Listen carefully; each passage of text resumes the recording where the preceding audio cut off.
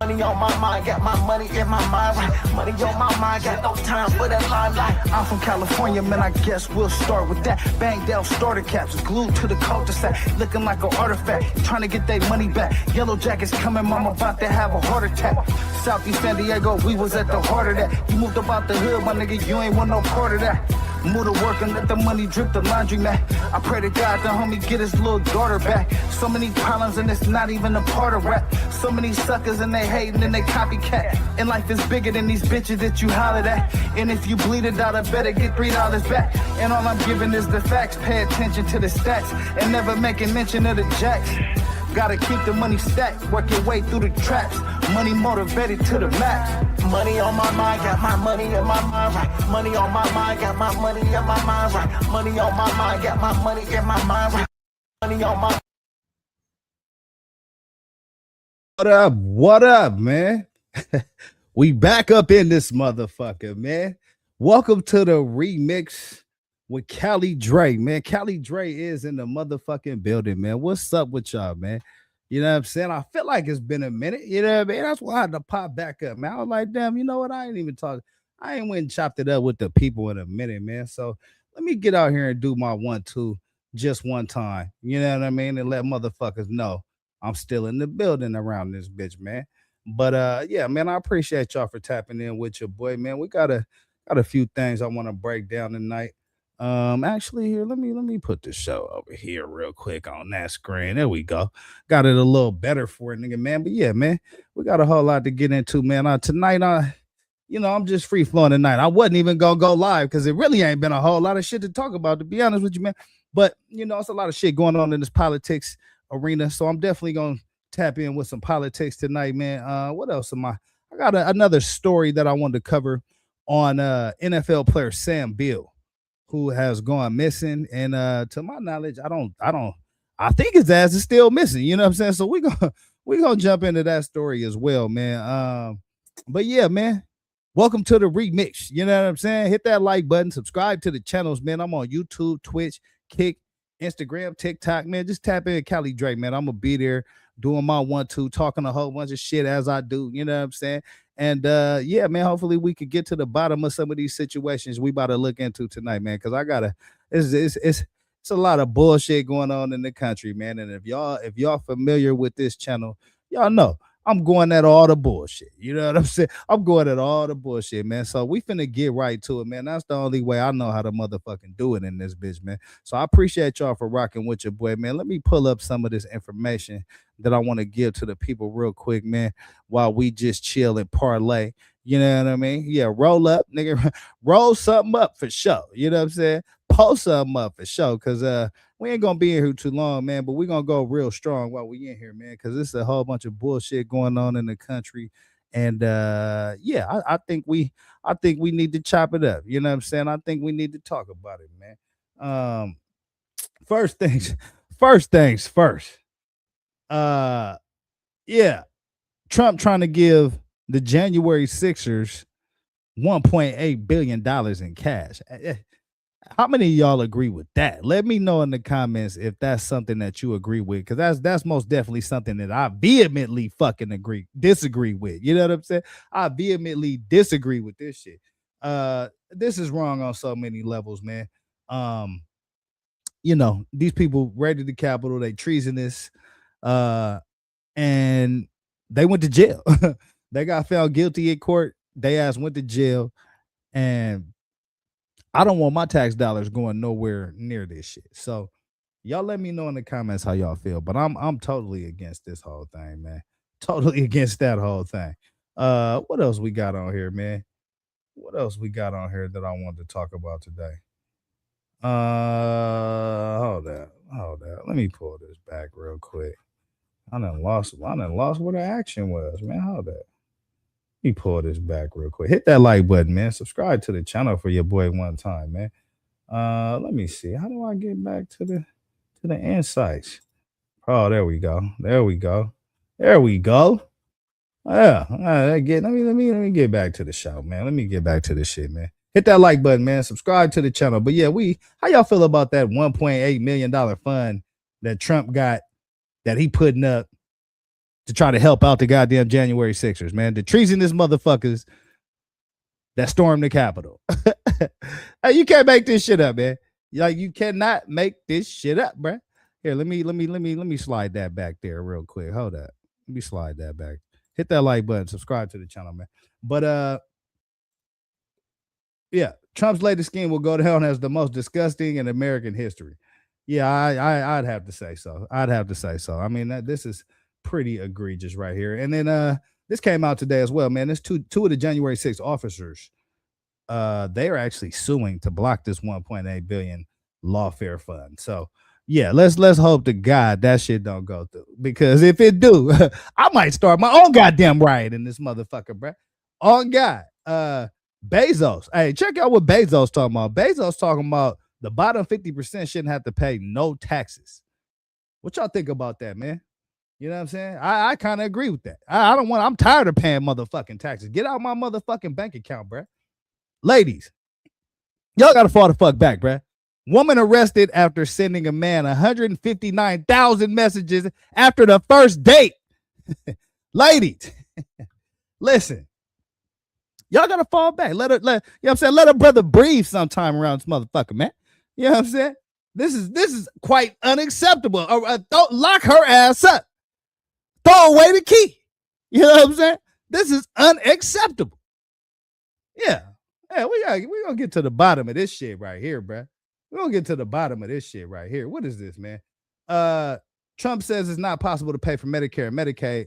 But yeah, they trying to put this 1.8 billion up. So yeah, that was some shit that I completely have a problem with.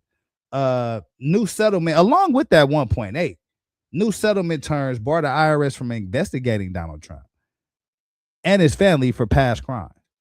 So again, I can show y'all the bullshit, I can show y'all the play, but what y'all gonna do with it, man? What the fuck you gonna do with it, bro? You know what I'm saying? I thought this was pretty funny. It's all along the same line of shit. This has pretty much been the topic of the week. You know what I'm saying? Congress is in uproar over this 1.8 billion. The people is pissed off, and Donald Trump still thinks it's a good idea. So, I mean, yeah, I'll let you know how smart he is. I thought this was pretty impactful right here, man. So Hitler creates a fund of German trade industry slush fund to funnel millions to his allies within the Nazi party, including SS members and SA stormtroopers. In 2026, Trump creates anti-weaponization slush fund to funnel 1.8 billion to his allies, including January 6 rioters, Proud Boys, who claimed that they were targeted. You know what I'm saying? So again, man, I'm just gonna run through some of this shit real quick because I want to get to some of the videos. But this shit was pretty fucking egregious right here, bro. Even Plies had to drop some shit. Plies said America is currently being robbed at gunpoint with no ski mask by the president of the United States, bro. And that's some shit that I most definitely agree with, bro. Ladies, y'all say y'all want to be swept off y'all motherfucking feet. Y'all want to be swept off y'all feet, ladies? Well, here you go.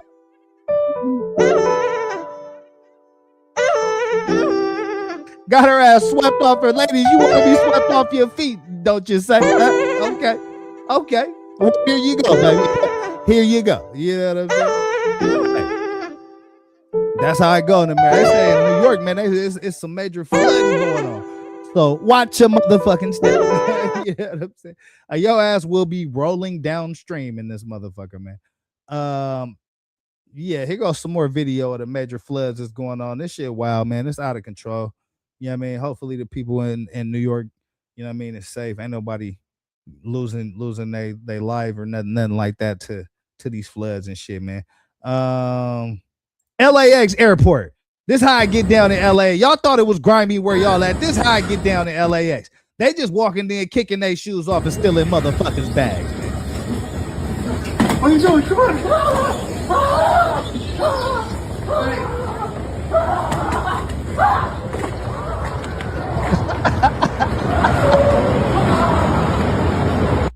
That shit is ignorant, bro. That's what's going on at LAX, man. Is there anything else in here I want to cover, man? Nah, we finna get off this, man. Hit that like button, man. Subscribe to the channel, man. we're finna get to some videos real quick because I got a few stories that I want to cover actually. Um, yeah, let's get to this first, man. I don't know if y'all frequent Las Vegas, you know what I'm saying, but Vegas is going through some major changes right now, man. Um, one of the popular spots if you frequent Vegas and you drive, like when we drive from California, you know what I'm saying, it's like a midpoint where everybody kind of stops at. Nay said it. What up? What up? I appreciate you for tapping in with your boy, man. You know what I mean? We going through a few videos tonight, man. Little light night, man. You know what I'm saying? I got a couple things I'm gonna chop it up about, but I most definitely appreciate you for tapping in with your boy, man. But like I was saying, man, if you go to Vegas, man, it's this spot called Prim. It's like in the midpoint of between California and Vegas. Um, Prim is now actually closing down, man. So I wanted to kind of look at this story right here because this is some pretty monumental shit. If you frequent Vegas like we do out here in California, man, this is most definitely a spot where people go to the mall, they shop. You know what I'm saying? It's a bunch of eateries, actually some hotels and casinos and shit right there. You know what I mean? Um, yeah, shit. I might want you to be bad. They said it. You know what I'm talking about? I might want you to be bad in this motherfucker, man. It's Friday night. Shit, my birthday next Friday. Anyway, we 7 days away from my B-day around this motherfucker, man. So yeah, I might want you to be bad in this bitch tonight. You know what I mean?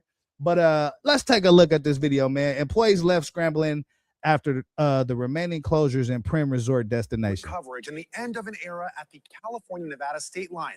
Arlissa Bethencourt is live in Prim, where casinos, outlet shopping, and the towering Desperado roller coaster that lit up I-15 are all going dark. We've worked really hard to get where we are here. It's not easy living in Prim and working in Prim. I remember how I used to be so busy. I know. It's just Yeah, so if you from Cali, man, you know exactly where this is right here. So this the mall right here at the midpoint between Vegas and California.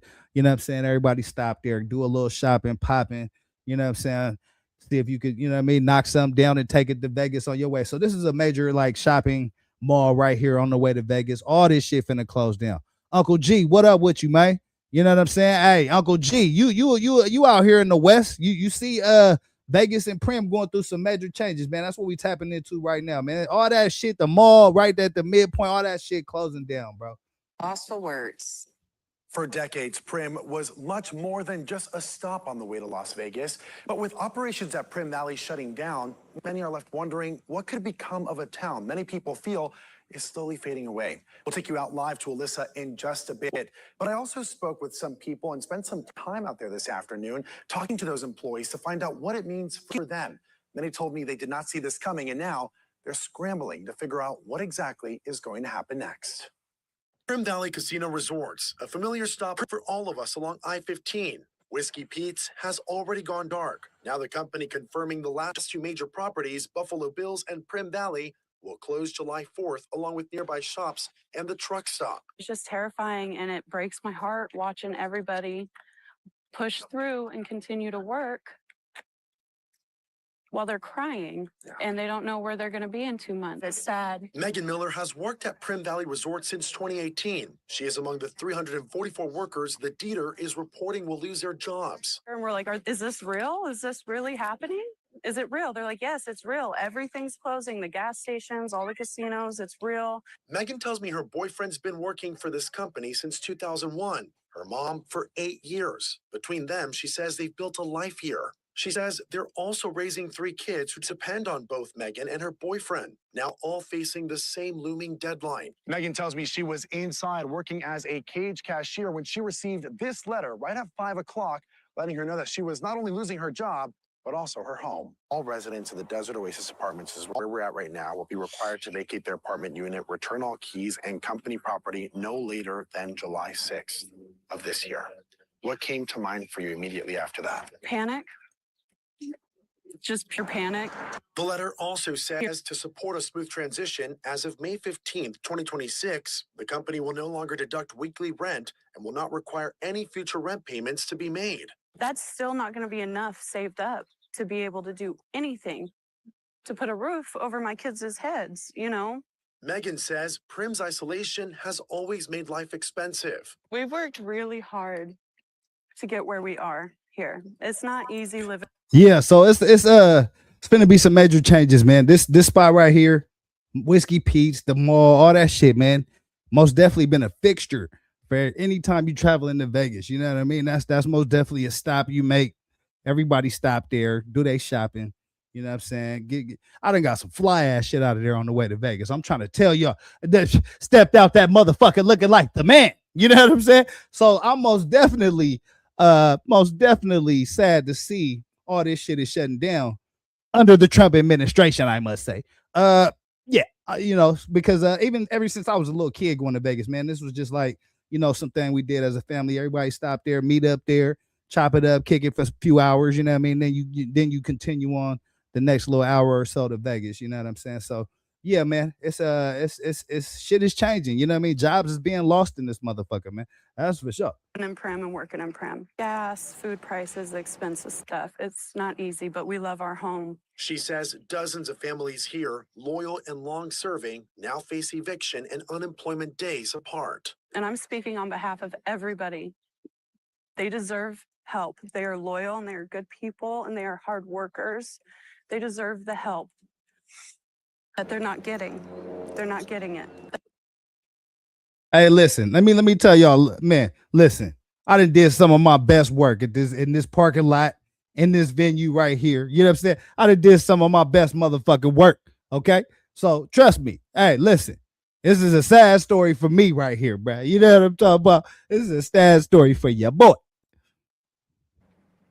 Definitely some very challenging circumstances there. Now, I did reach out to Prim Valley Casino Resorts to ask whether there will be any severance pay or assistance for the hundreds of families losing both their jobs and housing. And as of this newscast, we have not heard back yet.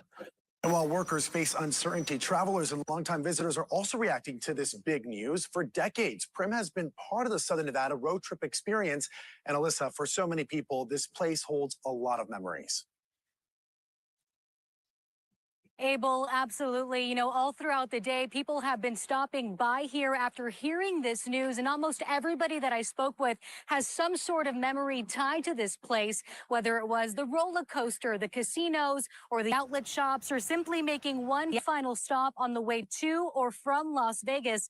Prim became a familiar sight for millions of travelers crossing the Nevada state line.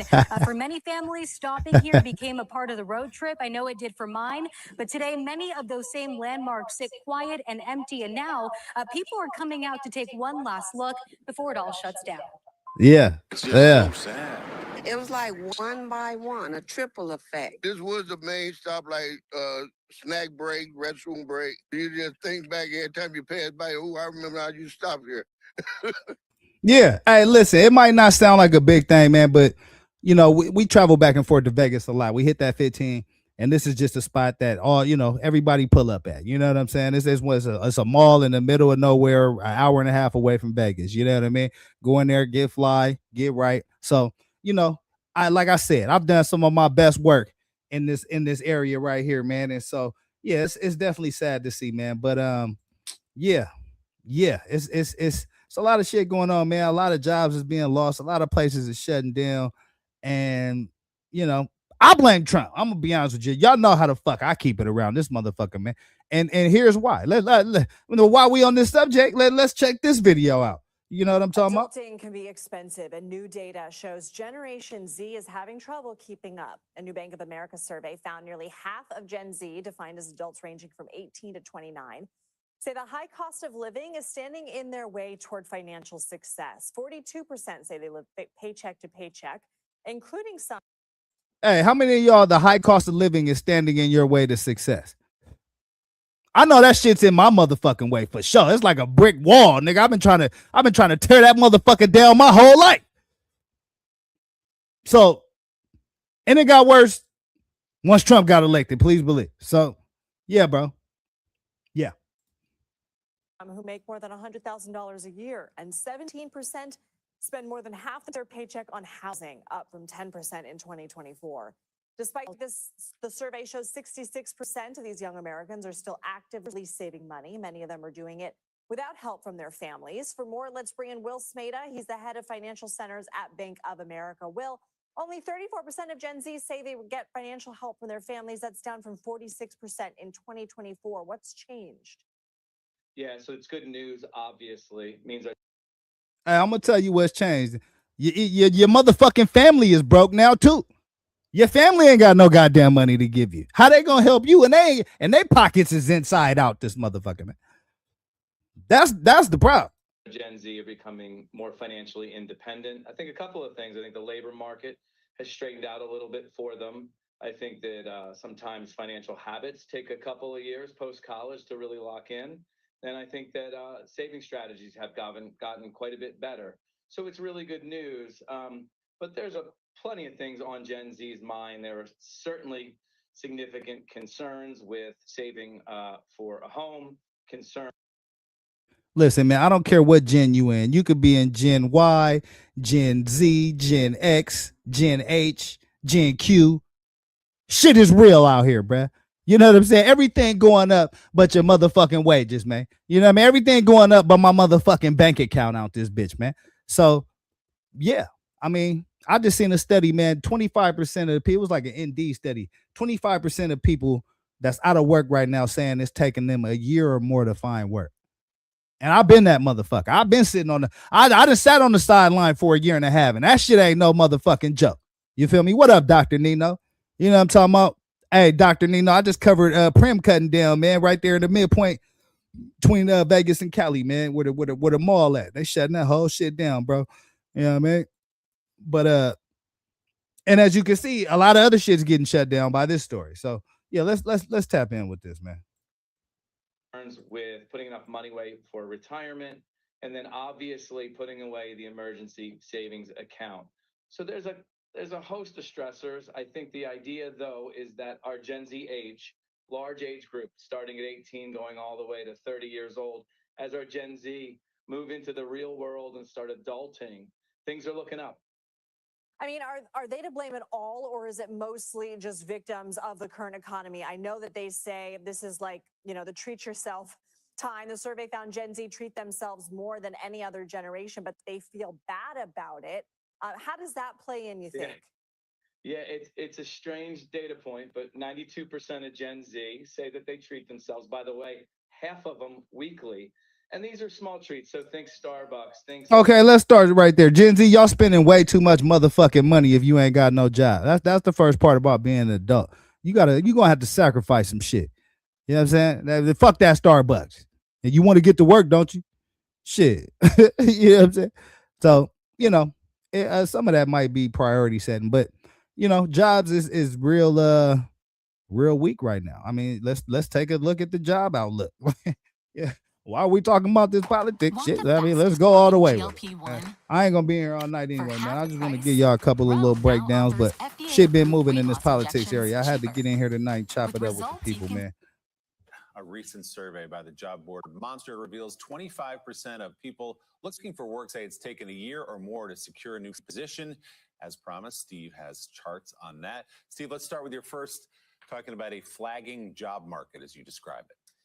Yeah, Willie. So obviously you guys have been appropriately focused mostly on affordability and inflation and the polls relating to it. But we should talk about jobs because the news there, while not nearly as bad as on inflation and affordability, is not great. So if you go back to 2024, and if we went back further, you'd see a similar pattern. The economy created about 122,000 jobs a month. That's a decent number. It's enough to keep the unemployment rate from rising. It's enough to provide jobs for most people who want them. But beginning in January of 26, you can see what happened. The average dropped sharply, and we even had 6 months of negative employment growth, and the average was down to 26,000 a month. And so there are obviously a lot fewer jobs. And who the hell was president January of 2026? Can anybody just throw that in the chat for me? Who was the orange motherfucker that's in office January of 2026 when all the goddamn jobs is being lost? Just throwing it out there. Looking at it this way, this shows you whether there are more job seekers than there are jobs available. So here we had more jobs available, the green line, than we had job seekers. All through the post-COVID period, you remember that it was very hard actually to hire workers. But again, it flipped around at the beginning of 26, and now we have more job openings than we do people looking for jobs. And so the job market has generally gotten a good bit tougher. All right, let's move to your second chart, get more specific here. Blue-collar men are facing losses, maybe why we've seen some erosion in the president's support there. Yeah, this is it.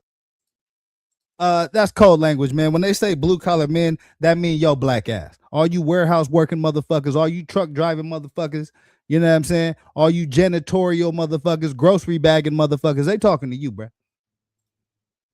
Interesting, because as you just noted, that is the base of his support. So let's talk about blue-collar men or men in general. So again, since December of 24, right before Trump returned, you can see that women have added 559,000 jobs over that period.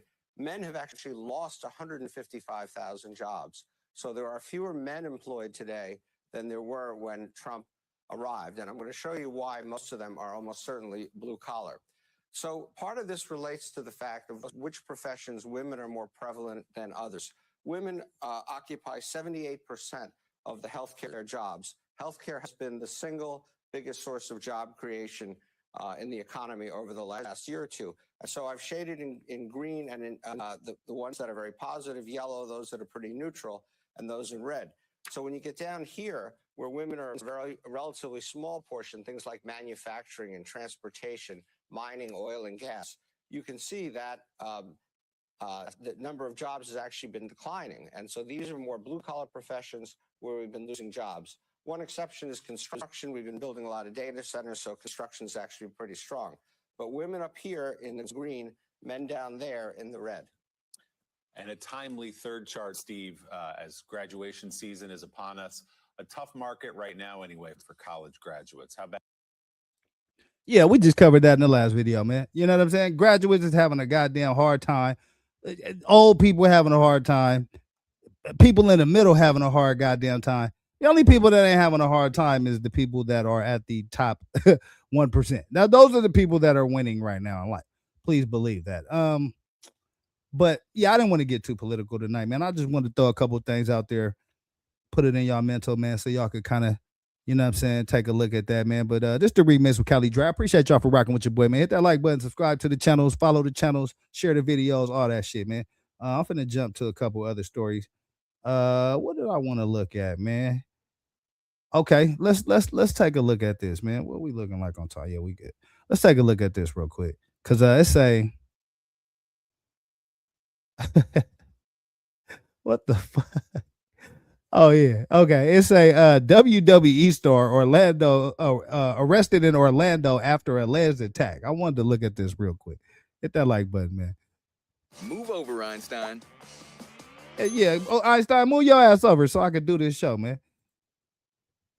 WWE superstar is known for his moves in the ring, but it's his moves in an elevator that landed him in the Orange County Jail. Ludwig Kaiser, whose real name is Marcel Barthel, faces a simple battery charge for an altercation that police say happened in an Orlando apartment building. West News' Justin Shecker is live for us downtown near Lake Eola. Justin, you reached out to the pro wrestler's attorney. And Stu, that attorney tells me Marcel Barthel has no comment at this time. Court documents describe what Orlando police say happened on the 12th floor of the downtown building. It was a comment about the WWE star getting too intimate with a woman in the elevator that set off the attack. Marcel Barthel performs in the ring as Ludwig Kaiser for the WWE. But Orlando police say it's a physical altercation in this downtown high-rise that landed him briefly behind bars. Oh, it's shocking. And this building, I've lived here 11 and a half years. Oh, the reason why I'm covering this story is anytime I can catch white people committing crimes, we most definitely gonna cover that shit on this show. Yeah, that's just kind of the standard. I might get a t-shirt that says that. It's a little wordy, but I think I can fit that shit on there. Hit that like button. And no such thing has happened that I have ever heard of. Police say they obtained surveillance video from April 23rd, showing a man later identified as 35-year-old Barthel punching and pushing the victim outside an elevator on the 12th floor of the Paramount at Lake Eola. The police report says the victim watched Barthel and a woman aggressively kissing in the elevator. It explains Barthel attacked him after he told the couple, "Please have some manners." It's never okay to put your hands on somebody. The responding officer says he observed. Okay, wait. So this motherfucker was mad. This motherfucker saw a couple kissing in the elevator and got mad and assaulted the mother. Are you a fucking scumbag if that's the case, bro? Hold up, bro. A fresh scratch and redness on the back of the victim's head. Well, I'm really sorry. It shouldn't happen. Barthel's attorney says the pro-German wrestler learned about his arrest warrant for misdemeanor battery while working in Mexico. He then flew back to Orlando and turned himself in at the Orange County Jail on Wednesday. Court records show the attorney already entered a written plea of not guilty. While Barthel doesn't live far from the WWE Performance Center in East Orlando, his attorney also filed a motion to allow him to travel. He writes, Mr. Barthel is an international performer who is required to travel throughout the United States and around the world to remain employed. The motion says he doesn't have a criminal history and he's not a danger to others. And the attorney filed an updated motion saying the prosecutor doesn't object to the pro wrestler traveling. Now, Barthel is out of jail on a $1,000 bond. The motion from his attorney says he can't have contact with the complaining witness.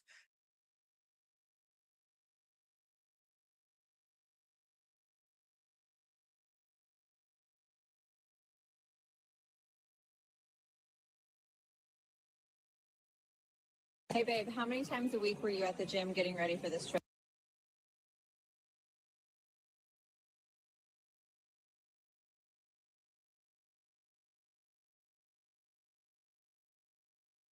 Robbery in daylight. A 69-year-old man is ambushed from just feet from his home in Carson, and the incident was caught on a Ring camera. Loved ones say the thieves took off with cherished items that just can't be replaced. KTLA's Carla. Damn, I just realized I was muted this whole time, bro. Damn, I gave the best fucking intro ever, bro. Look, thieves ambush an elderly man in Carson, man. Let's get it. A violent robbery in daylight. A 69-year-old man is ambushed from just feet from his home in Carson, and the incident was caught on a Ring camera. Loved ones say the thieves took off with cherished items that just can't be replaced. KTLA's Carlos Salcedo is live in Carson with a story you'll only see on 5. Hi, Carlos. Ladies, good afternoon. Now, this robbery happened in a residential neighborhood of Carson during the middle of the day. The victim was walking home, not realizing that he was being followed, and the attack, it was caught on camera. The targeted attack was quick but ruthless. Ring video shows as a 69-year-old man was ambushed from behind and thrown to the ground as thieves snatched jewelry. Oh, yeah, they was quick with it, too. They pushed OG ass down to the ground real quick. Hop out the car. Give me all your shit. Yeah, this is fucked up, though. I ain't going to even make light of this. But 69-year-old man shoved to the ground, robbed, broad daylight. That's how they doing it out here, man. The targeted attack was quick but ruthless. Ring video shows as a 69-year-old man was ambushed from behind and thrown to the ground as thieves snatched jewelry from around his neck. The two men wearing ski masks get back in their vehicle and drive off, as the victim is seen lifting his hands up, yelling for help. Literally, he was actually jumped and mugged. Elvin Anderson III says his elderly father is still traumatized over the attack. He's still shaken up. He hears a door close, he jumps. You know, he hears a loud sound, he jumps. You know, I have to, constantly ask him, Daddy, are you okay? Do you need anything? I'm actually his caregiver. I've been his caregiver since maybe about 2014. He deals with a slight side of dementia. I hate to say this, my boy, but if you his caregiver, why the fuck would your 69-year-old daddy out here walking by himself and getting robbed? Yeah, I don't know. Don't look like you was on the motherfucking job, right? The robbery happened Wednesday in broad daylight in the 600 block of Tremont Street in Carson, just a few hundred feet from where the Andersons live. It was devastating to me because even though it was my husband, I could tell that it wasn't nothing he could do. And he could not actually protect himself. 2 chains worth $7,000 were snatched, but they hold greater sentimental value for the family. As hold on. OG has some bling on. And he said he had 2 chains worth 7 bands on. Yeah, OG, you 69 years old walking the streets with $7,000 around your neck. Bruh, it's wolves and sharks out here. It's lions and tigers out this motherfucker, man. Man, hey, shout out to OG, man. He did, he did what he could do, man. But shit, I mean, you have 7 bands around your neck, OG, and Trump's economy with gas prices is $9 a gallon out here in California. I mean, you looking like a motherfucking steak, my nigga. I'm gonna keep it all the way a buck with you. But hey, luckily nothing happened to OG, man. And you know what I mean? He he gonna power through this shit. But yeah, this is where we at. You know what I mean? This is where we at. Yeah, shit real out here, man. Alvin's father. The family believes the thieves were following the victim as he was walking from a nearby grocery store. And as they followed him, they noticed that he wasn't paying attention. They noticed that he was elderly. They noticed that he wouldn't be able to fight. They noticed that he wasn't going to put up a struggle. That's never okay. You don't do that to someone that's elderly. You don't do that to someone that's not elderly. You don't do that to anybody in this world. Thankful. Yeah, unfortunately they did. You know what I'm saying? Unfortunately they did. And you know what I mean? Let's hope OG gonna pull through this shit. Yeah, that's a wild story, man. Escondido, man, hospitalized after he got attacked for having a Trump. Hold on. Whoa, hold on. You know, I got to give this shit the proper introduction. Escondido, man, hospitalized after an attack outside his Trump-themed home. Oh yeah, let's go. Let's take a look at this. Yeah. Her Army veteran husband is clinging to life after another man beat him outside their home. That man is being held on attempted murder charges. The wife tells NBC7's Joe Little they've been threatened before because of their politics, but it's never been this violent. The home is well known in this part of Escondido. Okay, so this is the home right here. This is the residence right here. And yeah, so this led to an attack outside of this residence here. The Star Spangled Banner flies above it and all around it, dozens of them, celebrating 250 years of freedom. The neighborhood is downright patriotic. The roads are named after presidents like Wilson, Buchanan, and Harding. The home, owned by Carrie Sharon and Maria Moreno, very much celebrates the current president, Donald Trump. Maria says it's this love of President Trump that may have led to her 69-year-old husband being brutally attacked Wednesday. A witness says the home. Listen, if you 69 years old in California, you better have your motherfucking antennas up, bruh. Because they knocking you 69-year-old motherfuckers down. And it's fucked up. I don't want to make light of this shit. But the last two videos we covered, two 69-year-old motherfuckers then got them beats put on them and because of some bullshit. With the Trump shit, I can... OG, you lucky you old, or I would actually condone that shit. But, you know, the other guy that got robbed, you know what I'm saying? I most definitely can't condone that, man. But... you know, this Trump shit borderline for me. Y'all know how I feel about this shit, man. Hit the like button. Owner was standing right here when the young man came up and attacked him. The witness actually got a punch in on the young man before he took off running. Security video from across the street shows Kerry walking back to his house. We can't show you the vicious attack that puts Kerry on the ground, but the witness in the yellow shirt throws a punch before the guy takes off. Escondido police tracked down. Oh, he threw a slow ass punch too. And he threw a slow ass punch. Listen, Trump, guy with a Trump house gets confronted in front of his Trump house. So yeah, that's kind of where we at right now. But he threw a slow ass, looked like an overhand left. That motherfucker was slow as a bitch. Security video from across the street shows Kerry walking back to his house. We can't show you the vicious attack that puts Kerry on the ground, but the witness in the yellow shirt throws a punch before the guy takes off. Oh yeah, he wound up the last week to throw that motherfucker right there, bro. That's what they call a haymaker. You know the guy takes off. Escondido police tracked down 32-year-old Thomas Caleb Butler and are holding him on attempted murder charges.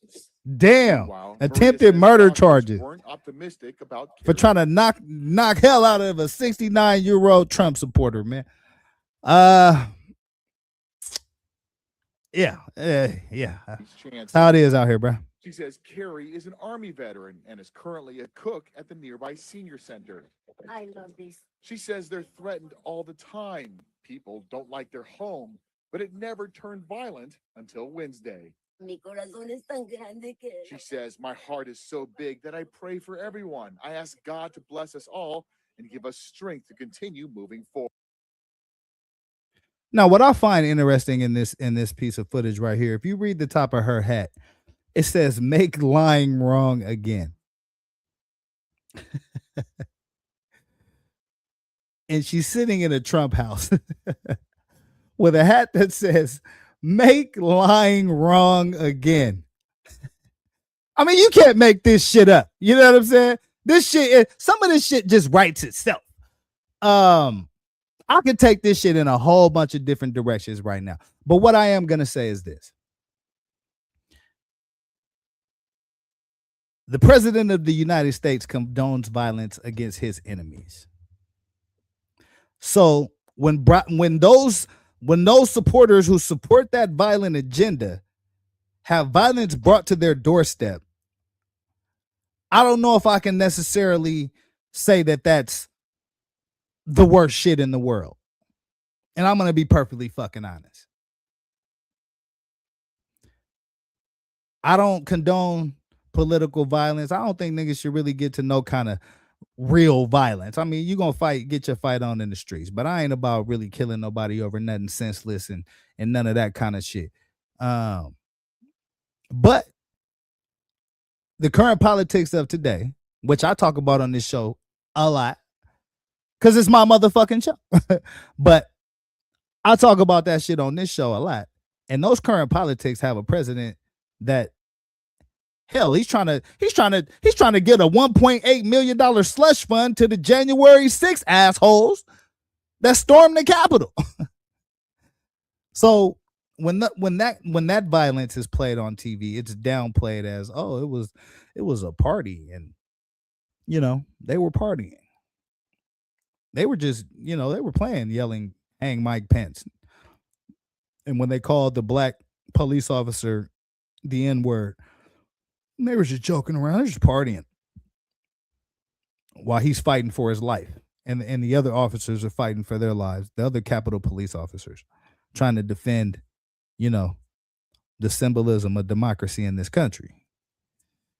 And so, all that being said,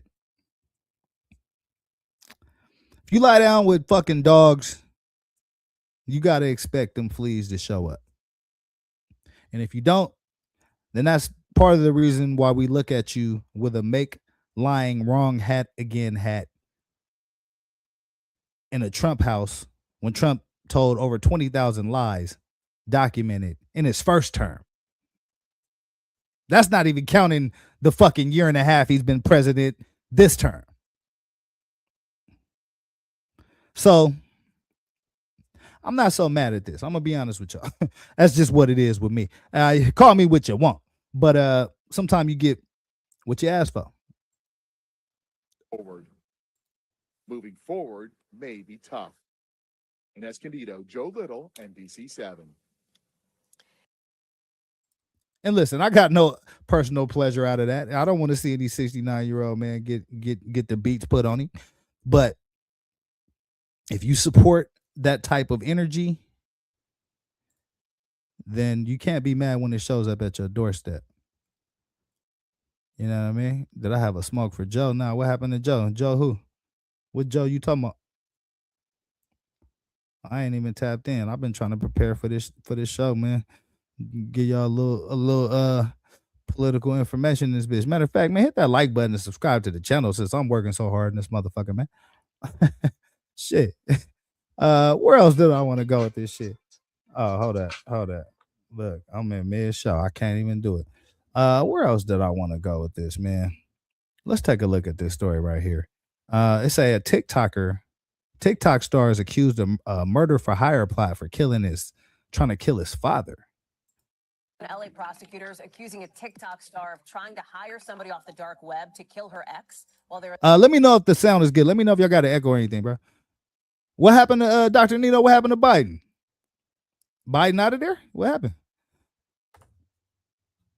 in the middle of a bad custody battle. She's now facing attempted murder charges. Gabriela Gonzalez, you see here, she's 24, 500,000 followers online. Prosecutors say her dad and her then boyfriend were also involved in what they say is a murder for hire plot. Apparently it all fell apart because they ended up talking to an undercover cop who was posing as a hitman. So not a hitman, a law enforcement officer. Ain't that a bitch? Listen, bruh. If you out there trying to hire a goddamn I might have to. This is message time in the show. If you out there trying to hire a motherfucking hitman, chances are that it's the undercover Fed. I mean, we've all watched America's Most Wanted, Unsolved Mysteries, First Four. You pick a show. It's always a goddamn Fed posing as a hitman. There are no hitmans out there, bro. You either put in the work yourself, you and your team, or, you know, you talking to the police in most instances. So let that be a lesson to you hitman buying motherfuckers, man. Be smart. Gonzalez is now on out on a $2 million bail. We've reached out to her attorney for comment, but we haven't heard back. Chloe Malas is following this story for us. There are some real twists and turns in this one, Chloe. Walk us through it. Hallie, this is truly like something made for a TV movie. I want to show you guys who is who so that you can kind of understand, because it gets a little complicated as you're trying to dive in here. So you have Gabriela Gonzalez, who, like you said, is this TikTok influencer. You have her father, Francisco Gonzalez, and then you have Kai Cordry, who was Gabriela's then boyfriend. The alleged target, Jack Avery, who you might know, he's a popular pop star. And so Gabriela has a 7-year-old child with her ex, Jack Avery. And she has been in this contentious custody battle with him for years. Enter her father, who allegedly cooked up this scheme with her to hire a hitman for $10,000 that allegedly that money was paid on the dark web to kill him. I want to reference... Listen, there are no hitmen out there, people. Okay. Anytime somebody's posing as a hitman, 9 times out of 10, they're the police. I mean, that's just what it is. That's just what it is. My other question: how in the hell do you get to the dark web? Well, maybe I don't even want to know. I shouldn't even be asking that shit right now. Never mind. Scratch that. I don't even want to fucking know. Never mind. I act like I didn't even ask that question, but I kind of did. But act like I didn't. You know what I'm saying? To kill him. I want to reference something from the complaint. Kai Cordry, using the alias Lizard King 69, instructed the dark web murder for hire site and or its participants that Jack Avery should be killed by whatever method was easiest, including a shooting or staged incident. And it appears that Kai Cordry was hired by Gabriela's father. So again, both of these two were arrested on May 18th. Gabriela out on that $2 million bail. Okay. Wow. So TikTok influencer Gabriela Gonzalez, she's been charged. Looks like her father, I think her father was an attorney as well. He's been charged. And I guess her then boyfriend has been charged. And this is the alleged target over here, Jack Avery, singer. And he was the father of Gabriela's daughter. Oh, okay. So that's the child's father. Wow. So this young lady did a murder for hire plot on this TikTok star, Jack Avery. This is wild. Man, you can't trust nobody out here, bro. Motherfuckers will do you dirty, you know what I mean, for a bag real quick. If you out here making some real paper, man, don't tell no motherfucking body, bro. Okay, keep that shit to your motherfucking self. You know what I mean? Walk around with sunglasses and tinted windows in this bitch, because it's a bunch of wolves out here, especially under this Trump administration. All these job losses, gas is high as fuck, everything high as fuck. You're looking like a goddamn steak right now, bro. Don't tell nobody. Real, you can't trust shit out here, bro. What I will say is that there is a lot of evidence that these prosecutors have gathered together text messages, Hallie, stuff on Signal, correspondence on the dark web. So it's going to be an uphill battle for these two. Jack Avery is alive and well. He had commented on a podcast not that long ago that law enforcement had told him that his life was potentially in jeopardy, that someone was trying to kill him. At the time, he didn't realize that it was his ex and former father-in-law potentially here, right? Innocent until proven guilty. But it looks like this is full steam ahead to trial, Hallie. And this is a story that's really Man, picture that though, man. You have a baby with a chick, you know what I'm saying? Her pops is a lawyer first off top, so that's gonna be most definitely an issue. You know what I'm saying? You break up with her, you know what I'm saying? You shake her, and her crazy ass daddy try to kill yo, try to take you smooth the fuck out the game.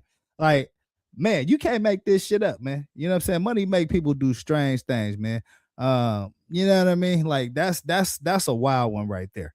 That's a wild one right there. Yeah. activating TikTok and social media because Gabriella, she has a very large following. Chloe Malas, thanks for staying on top of that one for us. There's a lot there. Appreciate that. We thank you for Yeah, who said this social media shit ain't real? You got two social media stars. One of them try to put a hit out on the other one. Like, oh, this shit gets real. This shit gets real. Yeah, man. What else did I want to look at, man? Yo, let's take a look at this. Nigga Jadakiss had a wildlife expert come through the spot. Auto-Tune 2026 has Jadakiss had a wildlife expert come through the spot. And I want to take a look at what's going on with Jada, man.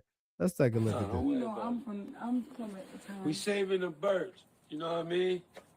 I got a nest under my deck, and instead of obliterating it, Peter, we saved the birds. It had babies. I called in a professionalist. She came in. She's gonna relocate the nest. Now, if she wasn't here, I would have thought the hawks would have came in and started trying to kill us. She got the nest in her hand. Peter, you see what's going on here? Look, SP, you should be happy. So we got 1, 2, 3, 4. Looks like 4 almost fledglings. And the funny thing about this, guys, looking at them, see how their mouths are open. They clearly been fed all throughout the day, so she's close by, which is a good thing. The moms is coming. Yeah, she's not noisy. I think she was walking past, bouncing on the ground. And the good thing also, you see how they're poking out all the little feathers are coming in. This how you know she's exactly. a She's close by. She got the gloves from Bird Offs. You can't even get these gloves unless. Okay, so this is the wildlife expert that pulled up the Jadakiss spot to pull the baby birds from up out of his crawl space. You know what I'm saying? Jada trying to shoot his shot off top. Let me get a rating in the chat for my fellas, man. Let me get a 1 to 10 rating. This is really the only reason I pulled this shit up. Let me get a 1 to 10 on this right here, man. Jada trying to shoot his shot. You know what I mean? Most definitely, damn it, I might be a wildlife motherfucking expert tonight too. You know, I might be fucking with the Wildlife Association tonight. My goddamn self, man. Give me a 1 to 10 on what's going on here, man. What else did I want to look at, man? What is this shit right here? Lil Durk paid for his brother's killer. Hold up. Lil Durk paid for his brother killer murder. And he got shot with King Von. And he shot a man with King. Hold on, let me take a look at this. What truth teller talking about, man? The government want to charge Lil Durk with the shooting in Atlanta with King Von to go along with the killing of Lil Pop. I say, damn. And they want to add extra charges to OTF Didi. You know, they hit him with a superseding indictment. He just got hit with that like a couple weeks ago. Already charged with the murder of Lil Pop. Now they going for the superseding indictment to add extra charges to make sure it stick. Maybe they can get him to tell, or maybe this could be the shit that lock him up since he don't want to cooperate. Hit the like button. Go on this video 1,000 likes. You know, this new paperwork just hit the internet. It's going crazy. It clearly states that the government wants to add extra charges. Actually, they did. They hit OTF Didi and 5 other co-defendants with a superseding indictment. So they're gonna charge them with extra charges, aiding and abetting, possession of a machine gun, following and stalking, all kind of stuff. You know, they had a lot of these charges already, but they just put it under the superseding indictment to make it stick a little bit harder. I say, damn, you know, Didi already been locked up for a long time, so you know, to add these extra charges to it is crazy. It looked like the government once brought up Stephon Mack, you know, that case, the people who got killed, alleging that Lil Durk was behind paying for them. Remember, there's somebody on that case that got caught, and it looked like he snitched on Durk or something like that. They got his text messages and all kind of stuff asking Durk paid the money yet? All kind of stuff like that. You know, the government said that they about close to adding D-Thing murder to this indictment. They believe that Dirk had something to do with the D-Thing murder. A lot of evidence point to him. That's the Chicago incident that happened in 2022. Okay, so what Truth Teller is saying that the feds is trying to add D-Thing's murder to the Lil Pop situation in a superseding indictment. And so D-Thing is Lil Durk brother. And he was actually unalived. And so I think there was a get back on the people that unalived his brother. And so I believe what Truth Teller is saying here is that for that incident, that they're trying to add that and combine that with the Lil Pop incident and really try to bury Lil Durk under you know what I'm saying, a couple bodies, man. So yeah, if that's true, it most definitely ain't looking good for Lil Durk, man. I guess that's what they're talking about, you know. So they want to add that to this case. I say, damn, they're trying to make it strong. You know, not saying that they're gonna charge him or he gonna go to jail for it, but it's just more things to pile on the dirt to make him look like a bad guy when that jury is putting their ears and listening to everything. Right, most definitely. Sometime, man, even if even if you don't get convicted of that, in the eyes of the jury, they trying to hang you with two bodies. You know what I'm saying? In some gang style execution type shit. And so, yeah, that most definitely is a bad look. If nothing else, it's gonna tarnish Lil Durk reputation. It's gonna tarnish his efforts to try to get out of the first situation and the Lil Pop situation. So, yeah, if the feds is gonna try to involve the D-Thing situation and the unaliving of D-Thing, and the retaliation behind that to this indictment, yeah, that's bad news for Lil Durk. They trying to add his brother D-Thing murder. Then they trying to add the shooting with King Von in Atlanta. Remember, Lil Durk got locked up with King Von, Hella Bands, THF Bezu, for like a robbery and a shooting outside of a restaurant in Atlanta. I actually had a chance to go to that restaurant in Atlanta and do a blog in front of it.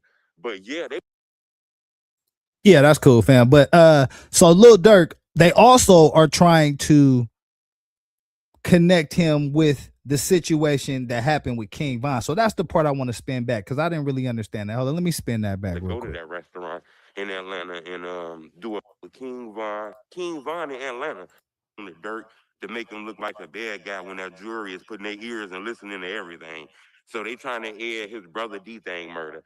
Then they trying to add the shooting with King Von in Atlanta. Right. Remember, Lil Durk got Okay. locked up with King Von, Hella Bands, THF Bezu, for like a robbery and a shooting outside of a restaurant in Atlanta. I actually had a chance to go to that restaurant in Atlanta and do a blog in front of it. But yeah, they want to add that to it too. I say, damn, they ain't playing with Smirk. So I don't know. A lot of this just happened May 1st. That they hit him with this superseding charge. Getting hit with all of this stuff, adding extra stuff into the case, it might not get that August trial. Remember, everybody waiting on this trial to start in August. Now they adding all this extra stuff where lawyers get a chance to kind of argue against this before trial. So I'm gonna keep y'all updated, but it almost looked like the trial might get pushed back again. Yeah, I think you make a great point right there, Juster. Hey, shout out to you, fam. Once that superseding indictment, once they start talking that kind of language, conspiracy language is most definitely strong enough. But once they start talking superseding indictments, they trying to hang a bunch of a bunch of shit on top of you to make sure that weight stay on there, and you gonna get hit with something, nigga. You ain't getting out of this clean at all. So yeah, that's unfortunate, man. If this is true, it's all alleged, man. I mean, he does have some of this paperwork, so I'd have to read through it to 100% confirm it. But Truth Teller's reporting that not only are they trying to add D-Thing's retaliation murder to Lil Durk's indictment, but also the shooting that happened with King Von in Atlanta. So that's kind of big, man. You know, as crazy as this sounds, adding all these extra things in it. Subscribe to my YouTube channel. It's a lot of crazy stuff going on right now, but it looked like the feds then hid this secret that they hid and then finally threw it at Dirk right around a couple months when trial come. You know, so I'm gonna keep y'all up. Yeah, that sound about right too, man, because a lot of people were speculating that this wasn't all that the feds had, and you know, if it was, you know, he would definitely have a chance to get out. But this sounds about right as far as a curveball that they're gonna try to throw, you know, before the trial start to try to further, you know, damage Lil Durk's reputation before that first trial starts. So yeah, that's all within the playbook of the feds, man. They said, yep, that's what happened to me. They did have shit, but came up with some other shit. Yeah, most definitely, bro. That's how they rocking. Updated this wicked, but it looked like they adding extra stuff on OTFDD to kind of push him off the cliff a little bit, you know. So is he gonna tell? I don't think he is. Him and Dirk is homies. He's solid, what people say. The crazy part is when you look at the paperwork, it shows that Didi wasn't a shooter though, you know. I thought Didi was a shooter because it spoke about, you know, Boogie, Brown Ass, Flocka. Boogie was the driver. He let 3 shooters out. So, you know, Dirk didn't shoot nobody. You know, OTL Vonnie was a driver. He was following cars. Only 3 people left was, you know, Flocka, Didi, and Boogie. But then later on, news came out that it's uncharged conspirators. It's people that was involved in this murder that didn't get charged. You know, one of the shooters that was in that car, he's an uncharged suspect, an uncharged conspirator. We don't know who he is, so it's not Didi. So, you know, Didi wasn't a shooter. Now they saying Didi just was paying and helping and trailing and stalking, and he was the middleman. So I'm gonna keep y'all updated on this, man. But it seemed like Didi got hit with a lot of charges. And Dirk, you know, looked like they trying to push him off a cliff. Subscribe to my YouTube channel, Zombie Truth. Yeah, man. So that definitely ain't good news for Lil Durk, man. Hit that like button, man. Subscribe to the channel. It's the remix with Cali Drake, man. We just going through a few videos, man, vibing out on some shit, man. But yeah, that's an update on the Lil Durk situation. It looks like, you know, superseding indictment talk is coming from the prosecution, and that ain't never a good thing. You know what I'm saying? That ain't never a good thing, man. But we gonna jump, man. We most definitely gonna stay tapped in with that story. I wanted to look at this real quick because I don't even know what the fuck this is about. It say Daz Dillinger is selling his own copies of the Dr. Dre Chronic album. So I wanted to look at this real quick and find out what in the fuck is Daz up to, bro. The fuck Daz got going on over there, bro. Hit that like button, man. Subscribe to the channel. Like, comment, share, all that shit. Run the videos up, man. I appreciate y'all for viewing, tapping in. You know what I mean? All the comments, man. Hey, well received, and I most definitely appreciate all that shit, bro. I'll be on the one right next to you. Yeah, you feel me? Here, let's tap in with this, man. What's going on over here with Daz, man? Let's talk about Daz Dillinger, the legendary rapper and producer from the West Coast. Recently, Daz has been making waves for selling his own copies of Dr. Dre's iconic album, The Chronic. The reason? Daz says he was never compensated for his work on the album. He claims he played a major role in creating the classic record, but never saw a paycheck for his contributions. So now he's decided to take action himself. In a video message, Daz makes it clear he isn't worried about getting sued. He explains that since he was never paid, he's just claiming what he believes is rightfully his. With this bold move, Daz Dillinger is turning heads in the hip-hop community, and everyone's watching to see what happens next. What's up, y'all? This Daz Dillinger. Appreciate everybody out there. Okay, so Dad said he wasn't never paid. He ain't getting no bread. So he's selling. He said he's selling the copies he got of the Chronic to try to recoup in this motherfucker, man. Yeah, that's wild. That's wild, man. He played a big part in that album. Yeah, you damn right he played a big part in that album. Daz played a huge part in Tupac's All Eyes on Me album as well. I believe when Pac first got to Death Row, the first producer they hooked him up with was Daz. And so him and Daz made like 5 joints that was on the album right then and there. So yeah, Daz most definitely was instrumental in the Death Row success and in the success of Pac's album as well. But yeah, say Daz selling his own copies of Dr. Dre's Chronic album because he ain't never getting no motherfucking bread, bruh. What's up, y'all? This Daz Dillinger. Appreciate everybody out there getting that new Chronic album, DPG Smoked Out Edition. Was asking me, how is you pressing up and selling the Chronic? Dr. Dre gonna come after me? Dad, I want y'all to come after me because I've been on this album for 30 years and I ain't got one dime.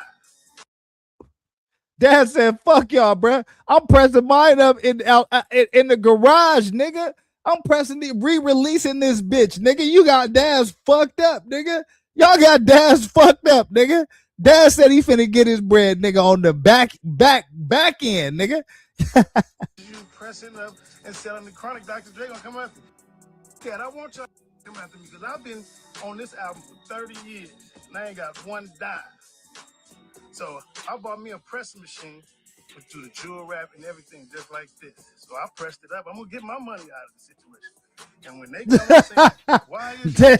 I'm gonna serve their Daz ain't fucking around. Listen, I thought this was some bullshit. I thought to myself, there's no motherfucking way this nigga Daz is selling copies of the same album they already sell. But nah, this nigga Daz ain't fucking around, bro. Y'all thought Daz was fucking around? This nigga's in the garage right now with the CD press.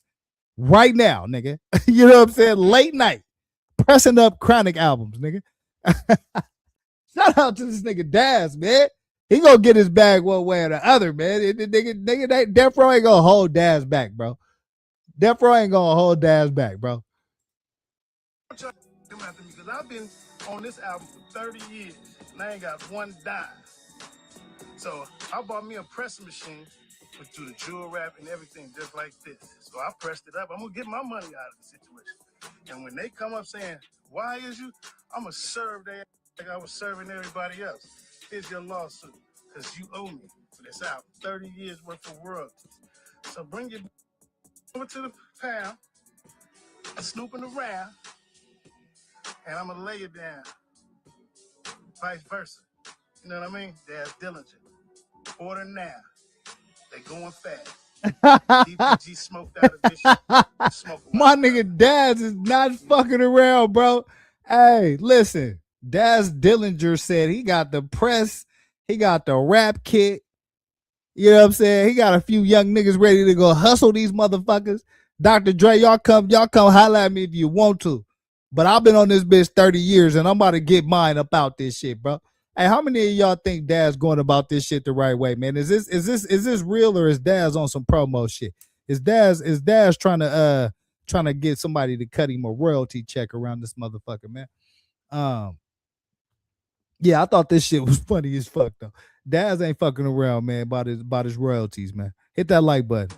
Smoke around the cup. You bitch, you.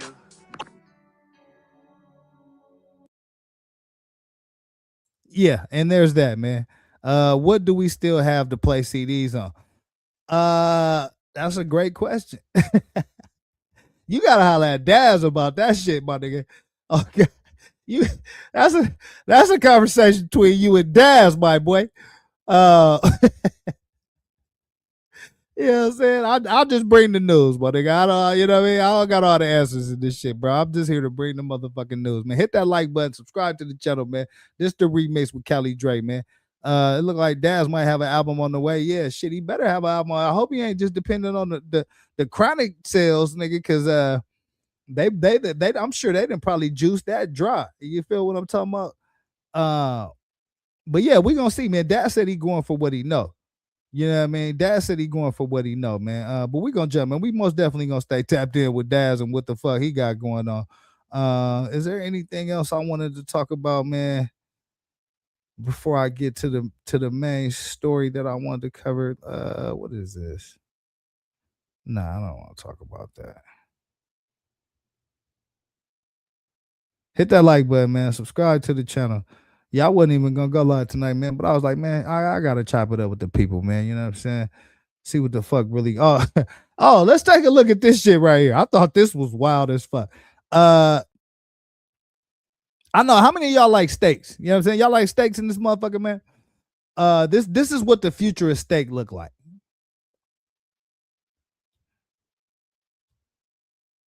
There is unclaimed. Nah, not like this goofy white motherfucker trying to make it rain. Hold on. Let me get past all this. There we go. This what your future of your steak. That shit. Hey, how many of y'all would eat that? Let me know in the comments, man. How many of y'all? Oh, y'all can't even see this shit. Here, let me put. I'm tripping. I'm looking at myself talking to you motherfuckers. Hey, how many of y'all eat this shit right here though? Let me know in the comments, man. How many of y'all eat this? Y'all like steaks? Some filet mignon type shit? Yeah. Well, listen. The 3D printed meat cut just like steak. That's the title of this video. 3D printed meat cut just like steaks. A juicy, sizzling steak made by computer. While obtaining regular meat is a process that's What? been No, hell no. You ain't finna just slip that shit in.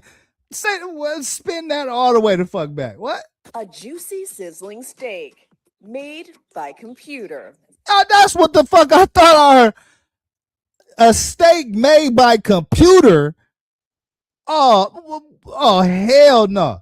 And look at, just see, I just paused it right here. Fat, blood, and muscle. So we got a steak right here that's being made by computers. Computer steaks. If Trump says it's good, it's good. Yeah, Dr. Nino, you live your life that way if you want to, my boy. But not me. Computer steaks. Hey, how many of y'all eating one of these computer steaks, man? Computers making these motherfucking steaks, man. Filet mignon, man. How many of y'all eating one of these computer cut steaks? A juicy, sizzling steak made by computer. While obtaining regular meat is a process that's been taking place for millennia, cow, butcher, beef, Redefined Meat, a meat alternative startup out of Israel, makes their product using a highly technical process. The mix of soy and pea protein, chickpeas, beetroot, nutritional yeast, and coconut fat is formed into steak-like shapes using a 3D printer. Our goal is to become the largest meat company in the world just by harnessing technology instead of animals.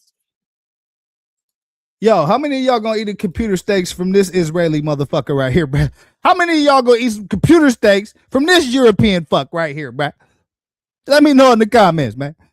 Adam Lehive, Redefined Meat CBO, say they putting a bunch of plant-based additives together and they're creating porterhouse steaks in this bitch. How many of y'all eating these computer steaks, man? Instead of animals. Meat substitutes are not new, but unlike the soy-based crumbles that mimic ground beef, Redefined Meat's product is designed to act, taste, and cut like. Yo, I'm gonna spin it back. Spin it back for Juster. Hold up. You know I gotta spin it back, man. Hit that like button. Subscribe to the channel, man. Highly technical Computer process. steaks, man. The mix of soy and pea protein, chickpeas, beetroot, nutritional yeast, and coconut fat is formed into steak-like shapes using a 3D printer. Our goal is to become the largest meat company in the world just by harnessing technology instead of animals. Meat substitutes are not new, but unlike the soy-based crumbles that mimic ground beef, Redefined Meat's product is designed to act, taste, and cut like flank steak. This is the holy grail of alternative meat. But the most important part, how does it taste? This diner was happy. The texture feels right. Even the smell smells like the real thing. Really authentic for me. It's revolutionary. This is Inside Edition Digital. Yo, how many of y'all eating the computer steaks, man? I thought that was some wild shit. Hey, listen, I told y'all AI coming for everything, man. Everything that y'all think y'all know that a human being was back there grilling. Nah, bruh. It is a motherfucking computer steak. You gonna have an AI Mr. Tendernism around this motherfucker. So at some point, you got computer steaks in this motherfucker, man. Yeah, that's where this shit going, man. That's where this shit going, man. Computer steaks. What else did I want to talk about? Oh man, yeah. I wanted to look at this. It say a car explodes in a massive fireball near Wall Street. Hit that like button, man. Subscribe to the channel. It's like a scene out of a movie. A car engulfed in flames, exploding into a massive fireball in New York City, sending frantic pedestrians scrambling for safety. Thick black smoke smothered the intersection near Wall Street's famed Charging Bull statue. There was a series of booms, followed by a plume of smoke. And Josh Crandall works in the area and described the chaos in the thick of rush hour Tuesday. I didn't know what was going to happen next. Am I safe? Are those other people safe? Is there something bigger going on? You can see this charge sign even 24 hours later, and over here where the fire burned through a car that the Metropolitan Transportation Authority tells us was one of their vehicles. Video showing early stages of the fire burning the front end and the wow. Flip mode action. What up? What up? I appreciate you for tapping in with your boy, man. So a car explodes into a massive fireball near Wall Street. That's what we tapping into right now.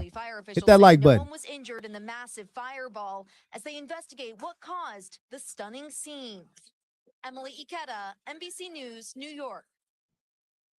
Yeah, I thought I had another video on that, man. I thought I had another video on that. But as y'all can see, some shit blew up on Wall Street. And yeah, luckily nobody, lost their life in that situation, man. But yeah, shit going down all over the place, man. What is this? Oh, high gas prices force a Georgia man to create his own mini car. It's a Barbie camper of sorts designed by the guy driving it there, 30-year-old Molly Hightower, a handyman not far from Atlanta. He says he started with a go-kart base and the engine from an old power washer, and what he got is maybe the ultimate answer to higher gas prices. Hey, listen. How many of y'all copping one of these Barbie mini cars from old boy in Georgia? He said gas prices is out of fucking control. I got to do something about it. Enters the pink Barbie mini car. And, I could go a lot of different ways with this shit. But the fact that it's pink and I hope he ain't in Atlanta. That's all I'm going to say, bro. I hope he ain't in that. Gas is getting too high, so I got to do what I can. I can't do the my regular cars. I got to do my little mini cars. So if I can get $1 on pump 6. Thank you. Yes, $1. That little mini car, as he calls it, costs all of $3 to fill up entirely, compared to about $60 for his real car, a minivan. And while he can't pick up the kids in the mini car, he did install a rack for groceries. And as long as he stays off the highway, he says the local cops have been understanding. Oh, and yes, he says this is for real. Hey, ladies, if a motherfucker pull up to your house in one of these joints, hop out that bitch. You know what I'm saying? Stomping with the big dogs. You know what I'm talking about? You gonna give me some action? I'm just curious. You know what I mean? I'm just curious. I pull up in one of these motherfuckers right here, man. Can I get some play? What's going on, man? This shit right here, this is what Trump is forcing. This is what Donald Trump is forcing on the country. A motherfucker got to pull out a pink Barbie mini car just to get around his goddamn neighborhood because the prices of gas is $12 a gallon. kids in the mini car. He did install a rack for groceries, and as long as he stays off the highway, he says the local cops have been understanding. Oh, and yes, he says this is. Man, get this shit off my screen. Get this shit completely off my screen, bro. I'd rather look at me, you know what I mean, than to look at that shit. Welcome to the remix with Cali Drake, man. I'm back in this bitch, man. I appreciate y'all for tapping in with your boy, man. I ain't even really had no set show because there really ain't been a whole bunch of shit to talk about, man. Except a bunch of politics and Trump fucking up and doing a bunch of goofy ass shit. So, you know, we covered that earlier in the show. But now, what do I want to look at, man? Hey, let's take a look at this story right here, man, because this is something I've been wanting to cover. I thought this was a pretty wild story. Actually, before I go there,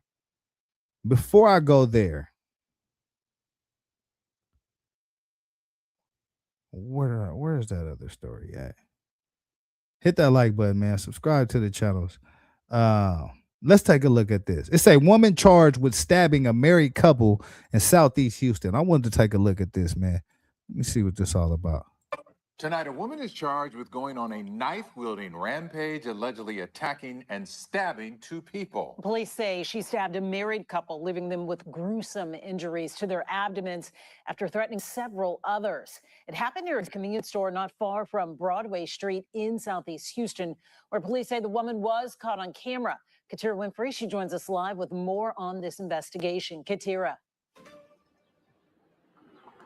Lynn and Mia, police say moments before that woman stabbed the couple at the apartment up the street, she came here and went after at least one person with a knife and tried to force her way inside. In this surveillance video, the woman Houston police identified as Javon Latrice Alex appears to be holding a knife as she storms toward a group of people. Oh yeah, who ran oh inside. yeah, she mad than a motherfucker. You see, listen, you see a bitch storming with a knife looking like this, you better run, lock the motherfucking doors. Look, you see how quick they ran up in that motherfucker? They know she ain't playing no games. They know she ain't with the motherfucking games, bruh. And tried to force her way inside. In this surveillance video, the woman Houston police identified as Javon Latrice Alex appears to be holding a knife as she storms toward a group of people who ran inside and held the door closed. The woman eventually leaves, and police say moments later she chased more people, including a woman and her 7-year-old daughter. Actually told them she was going to stab them if they didn't run. So they started running. Luckily made it up into the apartment complex and gotten behind into their apartment before she could get them. That's when police say she came across a married couple. The wife, police say, was stabbed 3 times in the stomach. Her husband stabbed twice in the stomach and once in the back. Miraculously, police say the couple got back inside their apartment where family members called 911. This is crazy. Like, I was very concerned. Kalima Quiddy and Bianca Bell live here with their 6-month-old daughter and watched as police conducted the investigation. It's dark. You know, she's running around stabbing people, man. This is not good. They are still shaken up. Brings me fear because I have a little girl. You never know. Something, you could just be going somewhere and then somebody out of the blue could have a mental problem or be high or something around here. Police took Alex into custody on scene. It's still not clear what sparked the alleged attack. She was obviously in some kind of crisis. We're not sure. She's telling us after we actually took her into custody that she's on seizure medications or something like that. Yeah, I don't know what kind of motherfucking medications you want to make you storm up to the gas station with a butcher knife, cutting all the goddamn constituents out that bitch, man. But listen, this look like some of y'all work too. This Juxter, this might be one. Dr. Nino, this most definitely look like a Dr. Nino type chick right here, man. You know what I'm saying? I gotta be perfectly motherfucking honest with you, man. We're not sure. Yeah, I mean, Dr. Nino. What you done did to this bitch, bro? She's on seizure medications or something like that. And as of right now, the 2 people who were stabbed, we do not have an update on their condition. Reporting live in Southeast Houston, Katira Winfrey, KHOU 11 News. We're wishing them the best with their recovery, both physically and. Yeah, most definitely, man. You know, definitely wishing them the best in their recovery. After getting stabbed by some random goofy ass lady that you know, that don't nobody know. So yeah, definitely wish the best for them, man. That's a wild ass story, man. But yeah, I want to talk about this next story. Uh, so this is about the disappearance of an NFL player, man. Uh, hey, this is about the yeah, both of y'all, bro. Hey, one of you, Juxter or Doctor Nino, bro. One of y'all got this crazy bitch angry, bro. She out here with a butcher knife, harassing all the goddamn constituents and shit, bro. Like, bro, figure your shit out, man. Figure your shit out, man. You know what I'm saying? Uh, but yeah, we gonna jump, man. So I want to talk about the disappearance of NFL player Sam Beal because he's been this was a strange story, man. I'm gonna actually just let it unfold, and we're gonna talk about it as it go. But this is the story of an NFL player, Sam Beal, who disappeared, and ain't nobody still found his ass. On Sunday, the Hit that 13th like of button. July in 2025, a 29-year-old former NFL On Sunday, the 13th of July in 2025, a 29-year-old former NFL player named Sam Beal borrowed his girlfriend's car in Michigan after telling her he was heading to work. However, little did she know at the time that he would instead decide to drive more than 800 miles to the Virginia Beach oceanfront without telling anyone why. Later that night, Sam called and said he was on his way home, but this would be the last time that anyone would hear from him, as he would. Okay, so this is Sam Beal, man, former NFL player. I believe he played cornerback, but as you can see, 29 years old. He's from Michigan, and he used to play for the New York Giants. So yeah, I remember I used to play Madden, man. Sam Beal was on the Madden game. You know what I'm saying? So he was a good player, man. But when authorities say that he dropped his girlfriend off at their family's house in Michigan, and he was headed toward Virginia Beach. But I don't think he ever made it to Virginia Beach, and he has not been seen since that last drop off, man. So let's dive into this story, man. This is the remix with Cali Dre. I appreciate y'all for rocking with your boy. We finna get into the disappearance of Sam Beal. Never return. Days later, his car was discovered parked near the beach, and inside were his shoes, socks, as well as a parking ticket and a store receipt. But Sam was nowhere to be found. However, despite the police claiming that there were no signs of foul play, more than 7 months later, Sam Beal is still missing, leaving his family understandably devastated as they are only left to wonder what really happened after that final phone call, and how could a former NFL player just disappear without a trace?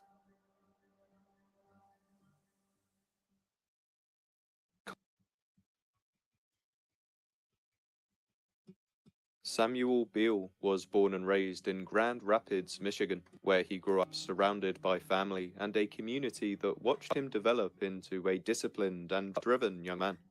From an early age, Sam stood out, not just for his athletic ability, but for his demeanor.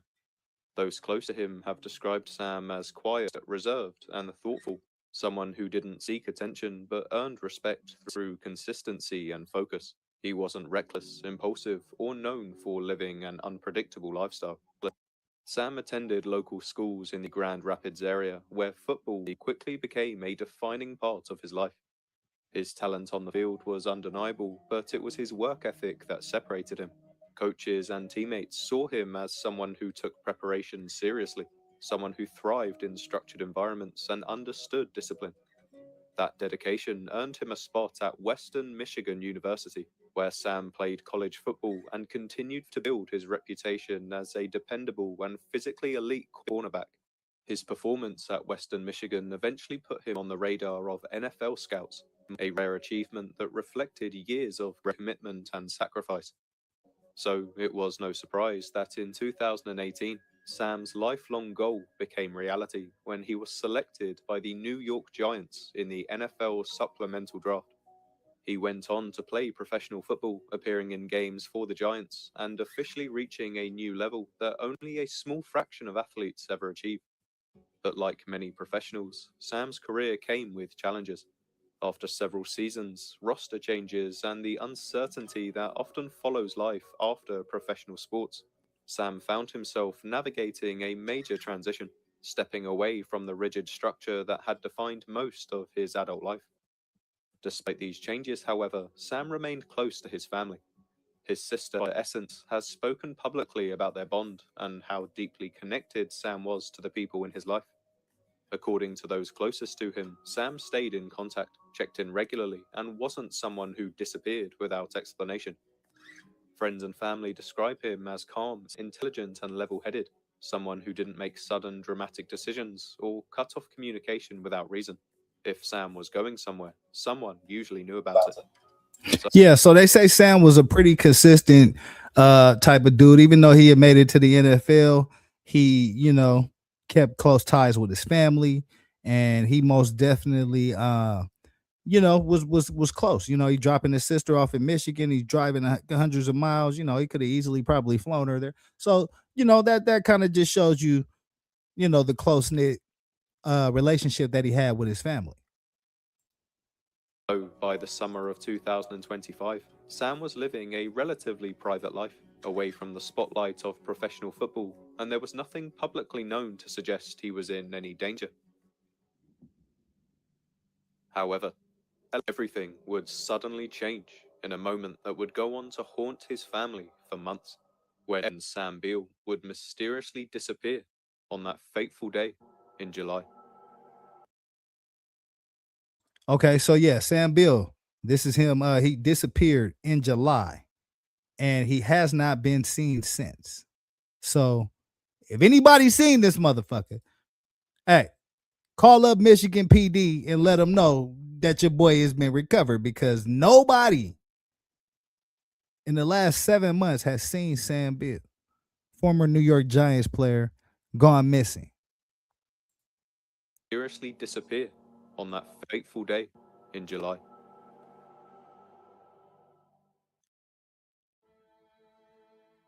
On Saturday, the 12th of July, Sam began his day like any other. He spent time with his girlfriend and made plans to head to work. Nothing unusual, nothing out of routine. Later that day, Sam borrowed his girlfriend's car after dropping her off at her family's house in Caledonia, Michigan, telling her he was just going to work. It was a simple, ordinary decision, one that gave no indication anything was wrong. But Sam never arrived at his job, as instead of heading to work, he drove more than 800 miles, traveling from Michigan to the Virginia Beach oceanfront, a trip. Okay, so it says here's the map. I wanted to take a look at what this map looked like real quick. If I can get to the map. There we go. So here's the map.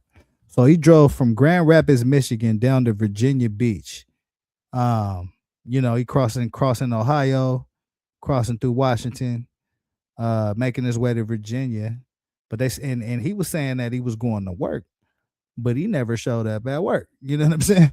So that's kind of the play right there. Nobody has seen Sam Beal in the last 7 months.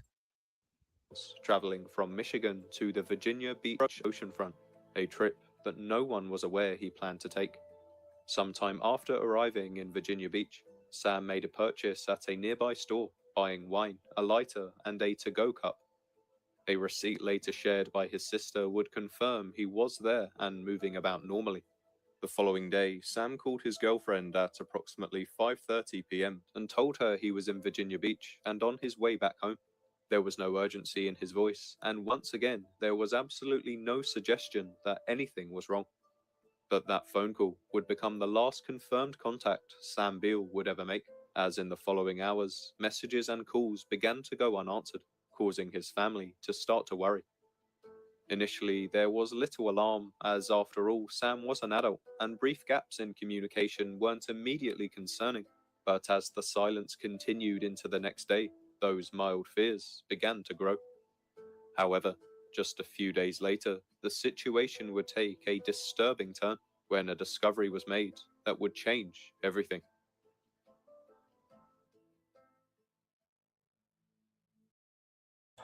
So yeah, Sam Beal, they say he contacted his family, and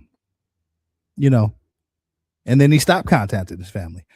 And that's kind of basically where we at right now. Hit that like button, subscribe to the channel, man. We tapping in with the story of missing NFL player, former NFL player Sam Beal. At some point in late July, Sam's family decided to try and track him down to make sure he was okay, using the car's built-in OnStar technology, and shortly after arriving on the scene, they would successfully locate the vehicle, which was in the parking lot of Virginia Beach, right next to the oceanfront. By all accounts, it was parked in a public area, not hidden, not damaged, and not abandoned in a way that immediately suggested a crime had taken place. But what was found inside the car would tell a much more complicated story. Evidence suggested that Sam had been on 25th Street near the oceanfront, as a parking ticket found in the car confirmed his presence there, as well as a store receipt, which further indicated that he had visited a local shop that day. However, making matters more suspicious, it was also discovered that Sam's shoes and socks were present in the vehicle, along with sand from the beach, which was scattered across the interior. His personal belongings were also inside the car, and there were no signs of a struggle, no broken glass, and no indication that force had been used. But what stood out most was what wasn't there, as Sam himself was nowhere to be found. There were no witnesses who came forward publicly, no confirmed surveillance footage released, and no clear explanation for why Sam would leave his shoes behind or where he went next. So, as the days passed, family members began contacting one another, realizing they were all experiencing the same unsettling silence. Sam still hadn't reached out to anyone, and his phone remained silent, showing no activity, no calls, and no messages. So it was at this point that concern had truly turned into fear, as with no way to reach their loved one, and with his car being recovered in suspicious conditions, his family came to the realization that something was seriously wrong. And so, after waiting for weeks to hear anything from Sam, his family were eventually forced to make the painful decision to officially report the former NFL player as missing to the Kentwood Police Department in Michigan.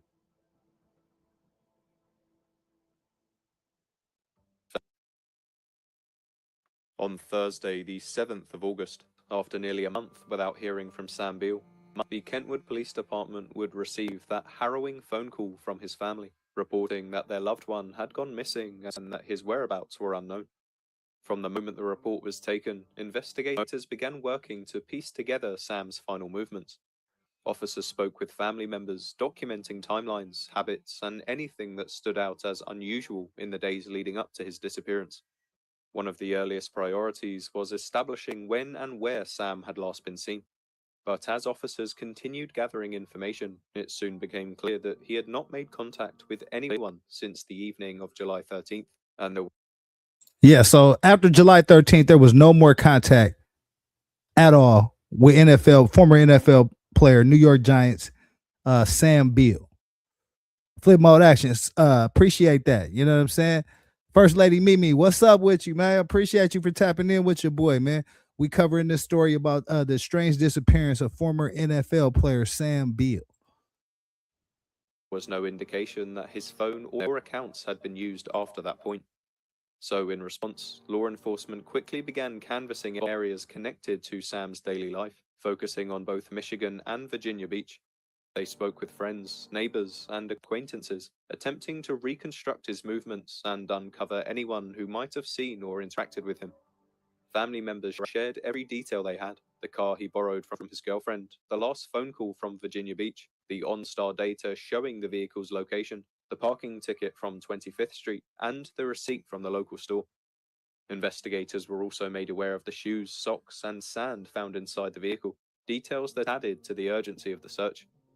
However, despite these efforts, there were still no confirmed sightings of Sam after that final phone call. No messages, no calls.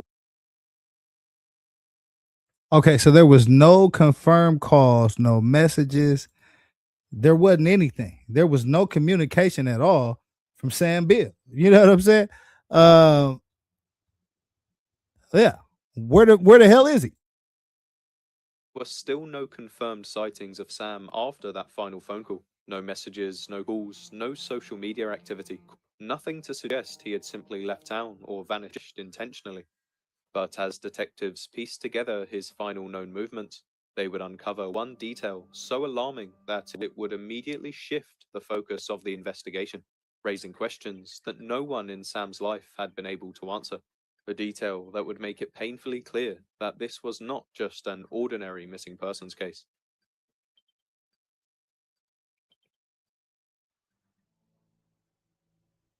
By late August of 2025, as investigators continued examining the details of Sam Beal's disappearance, they uncovered an extremely concerning piece of evidence that suggested that Sam could be in real danger. However, they were unable to reveal any details to the public out of fear of impacting the investigation.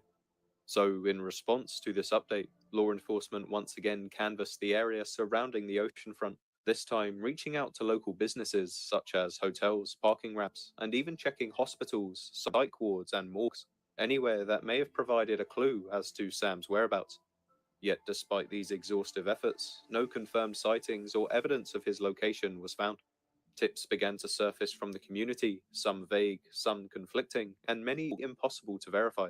But detectives worked tirelessly to separate fact from rumor, documenting every lead while continuing to collect and process any physical evidence they could find. Agencies, including the Kentwood Police Department, with support from Virginia Beach Police, coordinated to ensure that no avenue was left unexplored.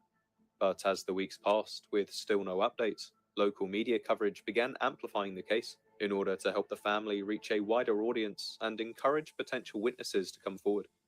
But even with the public attention, the situation remained grim. It seemed that Sam's disappearance was defying explanation, leaving. Yeah, most definitely defying explanation. It seems like Sam Beal walked out on his own recognizance, right? He left communication. They found his car in Virginia Beach, I think at the beach in Virginia. And they didn't find him, and he hasn't been seen in the last 7 months, man. So if anybody out there has seen Sam Beal, let somebody know in this motherfucker, man. They've been looking for his ass. It seemed that Sam's disappearance was defying explanation, leaving investigators frustrated and grasping for answers. For Sam's family, the lack of progress was devastating. His sister, Essence Sane, spoke publicly about the toll the case had been taking, describing the constant uncertainty and the anxiety of not knowing where Sam might be or whether he was safe. She explained that the family had done everything they could, even searching Airbnbs and nearby properties, yet each attempt to find out the truth ended without any answers. So, despite their efforts, to this day, Sam's family remain in limbo, leaving them to confront the dark reality that their loved one is still missing, and that the questions surrounding his disappearance continue to grow heavier with each passing day.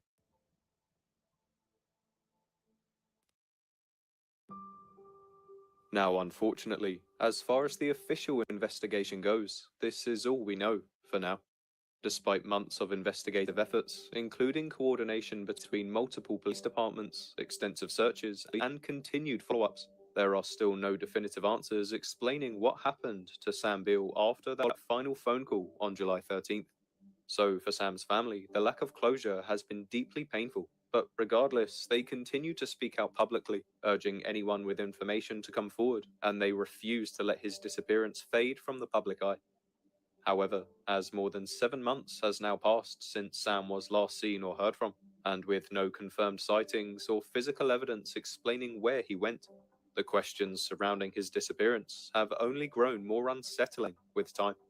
So with that, let's get into some of the potential theories.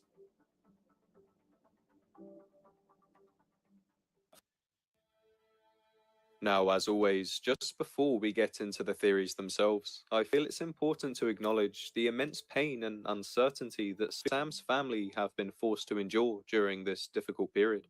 So, out of respect for them, I will do my best to approach these possibilities with as much empathy and sensitivity as possible. Also, while some theories may appear more likely than others, we must remember that until concrete evidence emerges, they remain nothing more than speculation. Man, just get to the motherfucking theories, man. What happened to Sam likely occurred shortly after he was last known to be in Virginia Beach. The discovery of the car only deepens those concerns. The vehicle was found parked near the oceanfront, with Sam's shoes and socks left behind, along with sand from the beach. There were no signs of a struggle, but there was also no explanation for why Sam would willingly leave his shoes behind and vanish in a public, populated area without being seen. Yeah, that's probably the strangest part of this whole thing, man. Why would you leave your shoes behind? You know what I'm saying? I mean, that's a very, odd thing. I mean, maybe, somebody if you being forced to leave a place, maybe that's a time when you leave out your I mean, it is the beach too, so I don't want to, you know what I mean? Maybe he took his shoes off to go run through the sand or some shit and jumped in the water. Who knows, man? But this was a wild story, man. Last 7 months, nobody has seen Sam Beal. Supporters of the foul play theory point out that Virginia Beach's oceanfront is heavily monitored, making it difficult for someone to simply disappear without crossing paths with another person or being captured by surveillance cameras. Okay, so yeah, no, that's actually the other question that was going to be on my mind was, well, what is the surveillance situation looking like on Virginia Beach? And as they're saying right here, it's pretty well surveyed. You know what I mean? You're not gonna walk up out of there without running into somebody or running into a camera somewhere, man. You scared the hell out of me when you said get to those theories. I was zoning in. My bad. Hey, listen, it's spooky in the motherfucker, man. Sam Beal came up missing, man. Shit, hey, listen, this shit's spooky. Yeah, man. And where the hell did Sam go? Yeah, man. I don't know. I don't know, man. I don't know. Well, let's see. Let's hear some of his potential theories on this whole thing. Cause I got nothing. Though the lack of witnesses, surveillance footage, or any digital trace has led some to believe that someone else may have been involved, and that Sam's disappearance may not have been accidental or voluntary. While law enforcement has stated that there is no confirmed evidence of foul play, the absence of evidence cuts both ways. No body has been found, no crime scene has been identified, and no suspects have been named. So for Sam's family, that lack of answers only strengthens their belief that someone out there may know more than they are saying. The family has repeatedly appealed to the public, urging anyone with information, no matter how small, to come forward. Their message has remained consistent. Sam did not simply walk away from his life, and the truth cannot come out until someone speaks up. So, while no arrests have been made and no definitive proof of murder has been established, the unexplained circumstances, the abrupt silence, and the location of Sam's disappearance has led many to believe that foul play cannot be ruled out. And so, if this is the case, the unavoidable question becomes, who could have been responsible for what happened to Sam Beal, and why has no one come forward after all this time?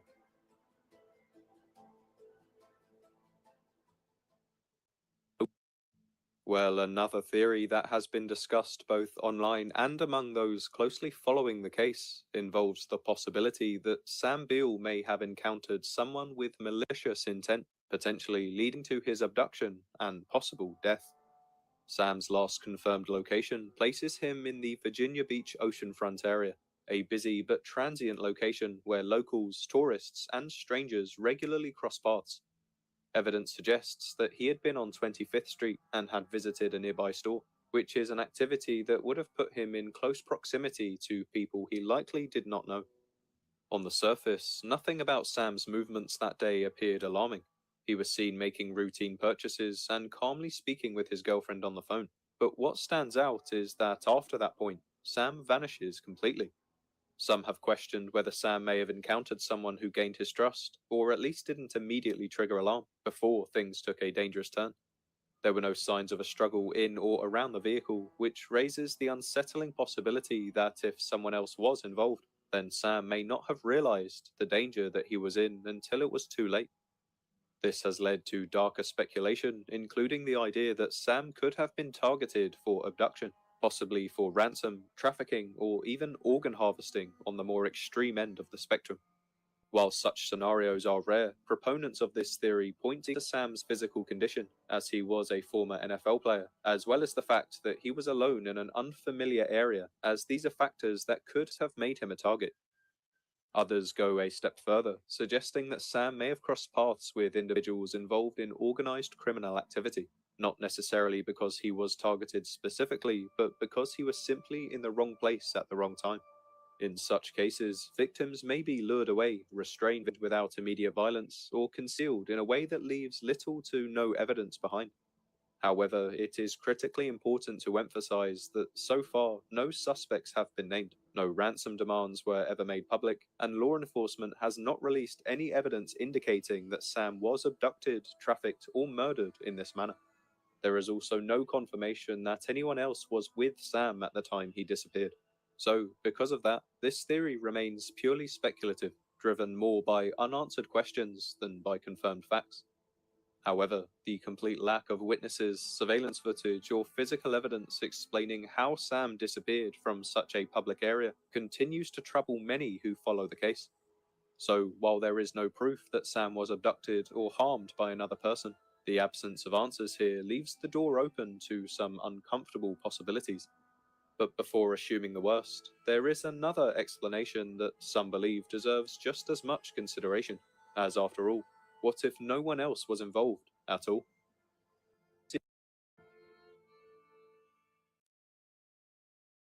Well, another theory that must be carefully considered in cases like these is the possibility that Sam Beal's disappearance may have been the result of a tragic accident, potentially influenced by disorientation, emotional distress, or an unexpected medical or mental health crisis.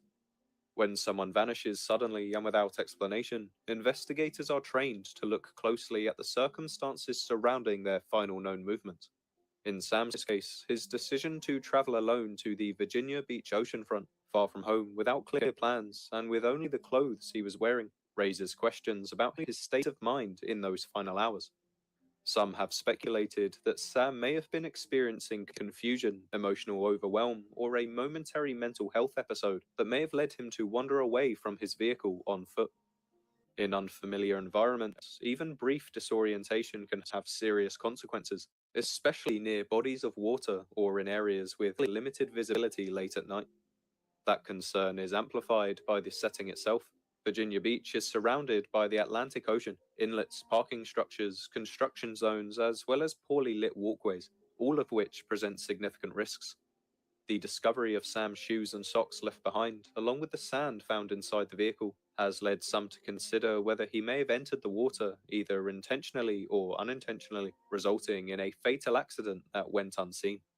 But what complicates all of these possibilities is the complete absence of physical evidence beyond the vehicle itself. In many accidental or water-related deaths, something is eventually found. Yet in Sam's case, nothing has surfaced to explain where he went or what happened next. That lack of evidence leaves behind unsettling questions. It could suggest that environmental factors have obscured some crucial clues, or that the location where something occurred has simply never been identified. It also leaves open the painful possibility that answers exist but have yet to come to light. So for Sam's family, this theory is especially difficult to accept. They continue to believe that someone somewhere may know more than they are saying, and that the truth has yet to surface. The idea that someone could disappear so completely from such a populated area only deepens their concern. And while an accidental death influenced by disorientation or environment cannot be ruled out, these strange circumstances surrounding Sam's disappearance continue to raise doubts. Because if this truly was an accident, then why has nothing else ever been found?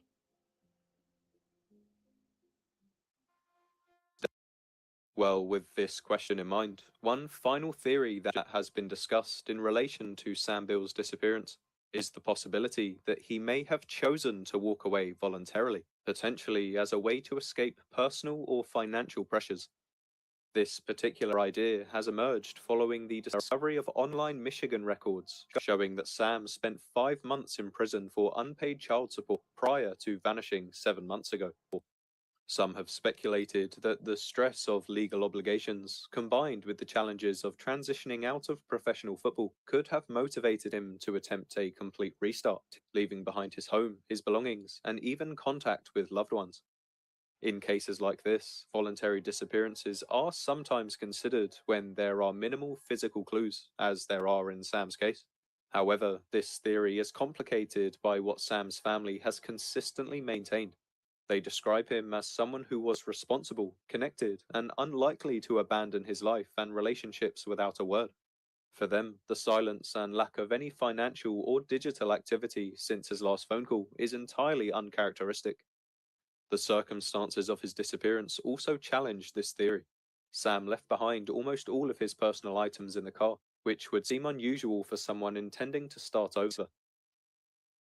Yeah, that's most definitely true. I would have to say. I mean, if you was gonna leave your family behind and start over, you would definitely take your wallet and, or, you might not take your ID. I'm definitely taking the wallet and the credit cards and some other shit so that I can have my foundation. You know what I mean? So yeah, that's a little weird. This story. I mean, the fact that there's surveillance cameras as well, and there nothing was captured. That's another crazy angle to this. But yeah, let me finish hearing the rest of this theory real quick. Hit that like button, subscribe to the channel, man. Or traceable, raises questions about whether walking away voluntarily is a realistic explanation. If he had decided to leave intentionally, you would expect to see some trace of his movements, like accessing bank accounts, contacting acquaintances, or re-establishing himself in some way. Yet to this day, there have been no confirmed sightings, no digital activity, and no financial transactions, making the voluntary disappearance theory increasingly difficult to reconcile with the known facts. So, while it cannot be entirely ruled out that Sam walked away to escape legal or personal pressures, the total lack of evidence combined with the concerns and insights of his family makes this explanation far less likely than the possibility that something or someone prevented him from returning. However, once again, I feel it is important to remind you that until more evidence comes to light, all of these theories remain nothing more than speculation. So for now, all we can do is continue spreading awareness for Sam and hope that with our help, his family will get the answers that they have been waiting for.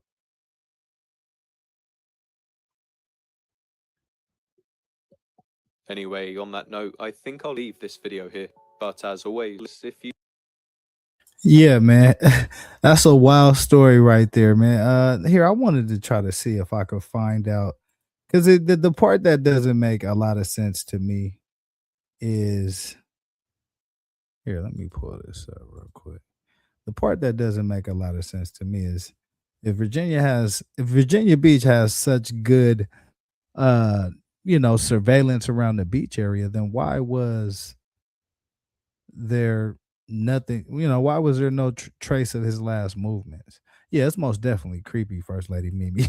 Yeah, this story right here, when I follow the NFL, man, and sports, but when I saw that this guy hadn't been seen in 7 months, and I've actually played with Sam Bill on the Madden and shit, so it's like, you know I'm connected to it through the Madden. You feel what I'm saying?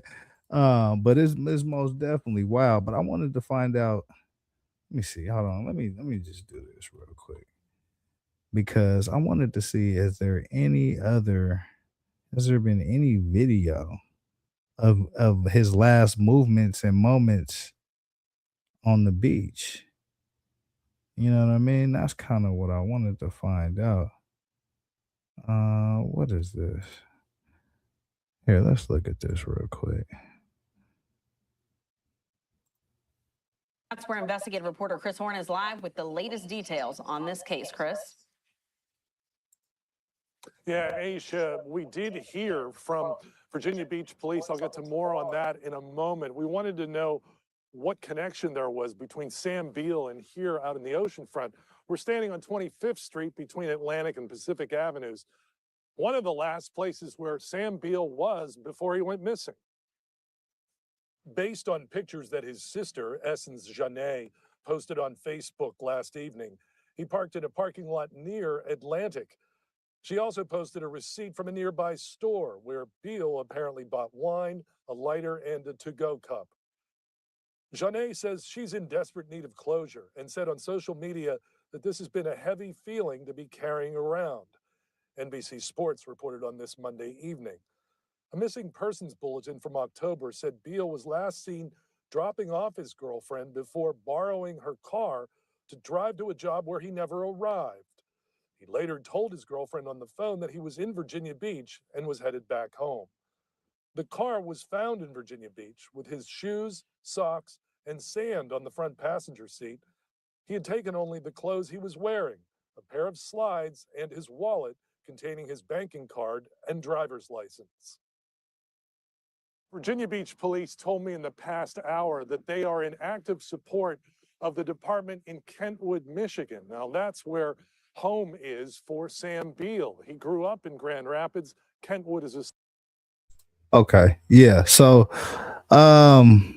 yeah, that's wild, man. I I struggle to understand why there isn't any surveillance footage. Um what is this?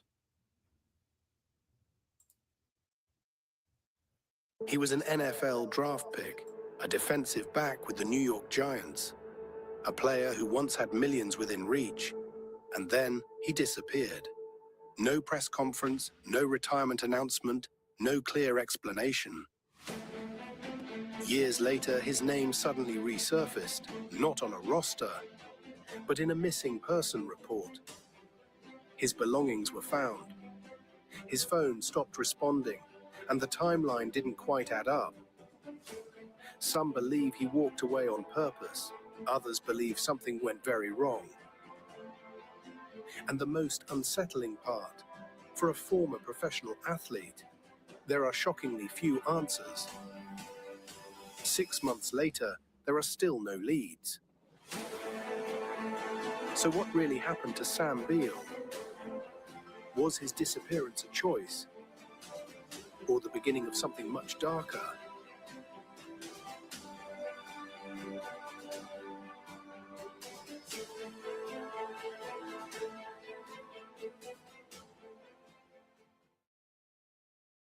Before the mystery, there was promise.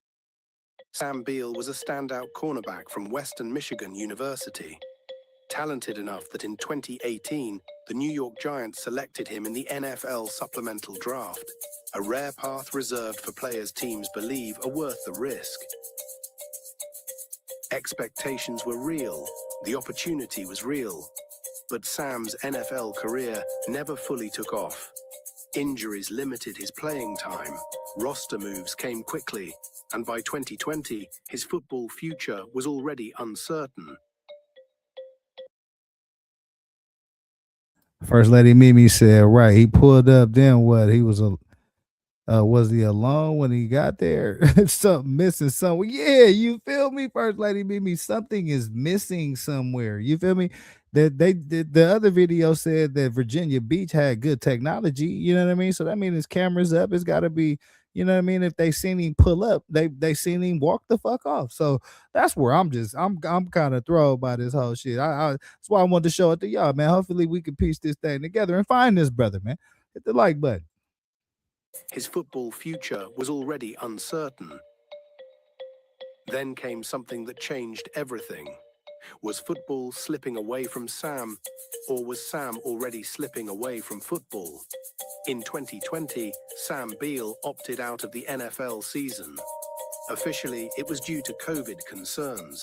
Unofficially, no one really knew what was happening behind the scenes. Soon after, he was waived by the Giants. And just like that, a player once viewed as a long-term investment quietly vanished from the league. No interviews, no public statements, no next chapter announced. For most athletes, that would be the end of the story. But for Sam Beal, that's where the silence begins. When a professional athlete disappears from the spotlight this completely, is it intentional or a warning sign? For years after leaving the NFL, Sam Beal lived largely out of the public eye. No verified social media presence, no business ventures, no clear career pivot. Friends and fans knew almost nothing. And then, suddenly, his name reappeared. Not in sports headlines, but in a very different kind of report. In the search for a former NFL player who no one has heard from in months. Loved ones of Sam Beal say they last saw him in July. A missing persons report filed in Michigan is painting a clearer picture of what happened leading up to his disappearance. In July 2025, Sam Beal was reported missing in Virginia. According to reports, he had been staying in the area and then abruptly stopped responding after dropping his girlfriend off at a family member's house. He was supposed to drive to work and had borrowed his girlfriend's car. However, he took a detour and traveled towards Virginia Beach, where his girlfriend's family later found her vehicle. According to a police report, those who know Sam Beal say he doesn't have any ties to Virginia Beach. In fact, Okay, so hold on. I want to go back real quick. I want to take a look at this police report. It says Kentwood Police Department. See on the above, I was dispatched that blank regarding her ex missing. Samuel Bill left for work on July 12th, never returned. Samuel was driving blank's car, which was tracking on July 12th in Virginia Beach. Last contact was July 13th. Okay. Contact was via text. So they said they checked all the hospitals, they checked the jails. The victim or the family flew down to receive the car. And nobody has seen Sam since July 13th.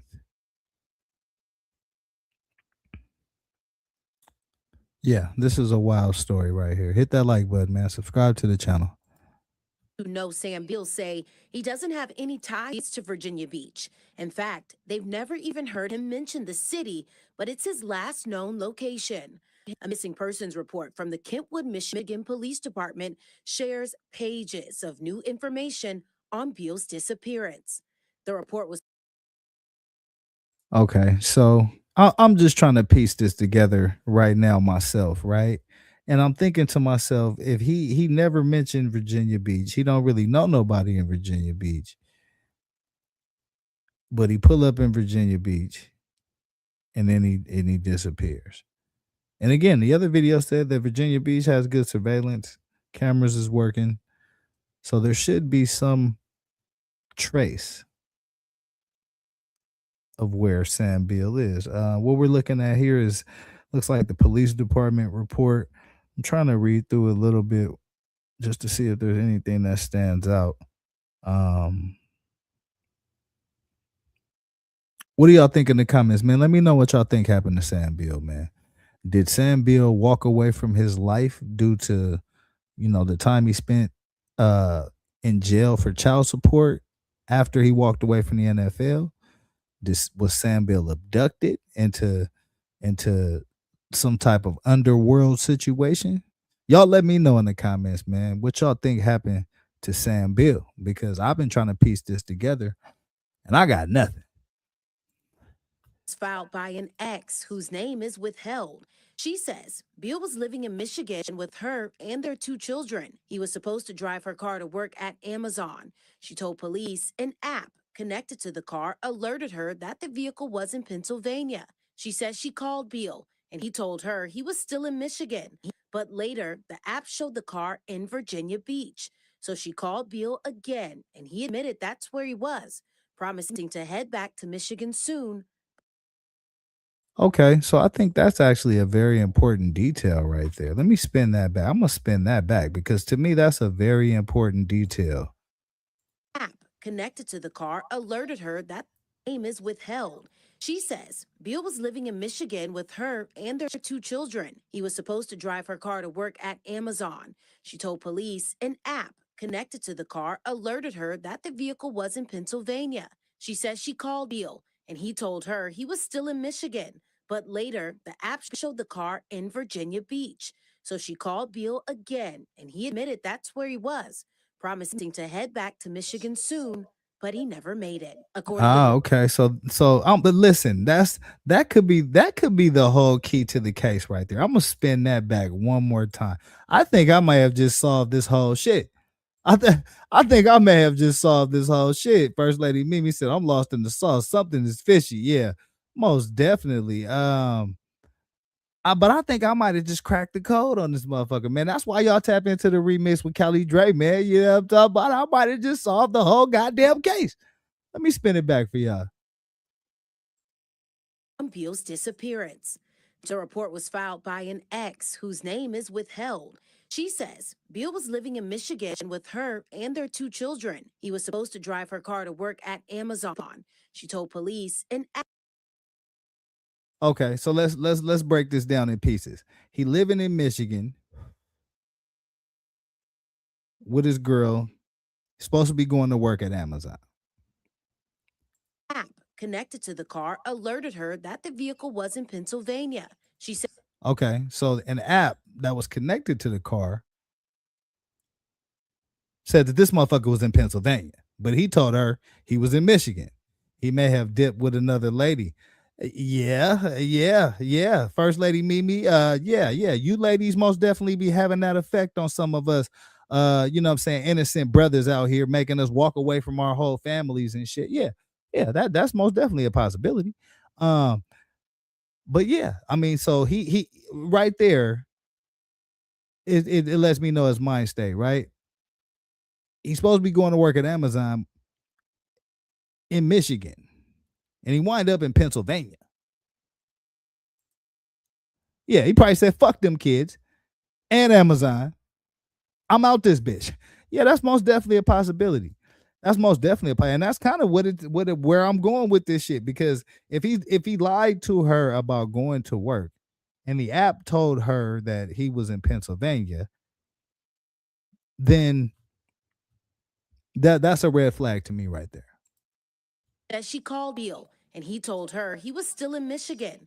But later, the app showed the car in Virginia Beach. Oh yeah, First Lady Mimi. Oh yeah, all the yeah. Y'all, you ladies, man, y'all listen. We ain't gonna listen. I need a whole nother goddamn show to talk about what you ladies, you know what I'm saying, all the tricks and scams and games y'all be playing on us lowly brothers, us naive brothers. You know what I'm saying? But yeah, we'll get back to that. Most definitely. We'll revisit that for sure. You know what I mean?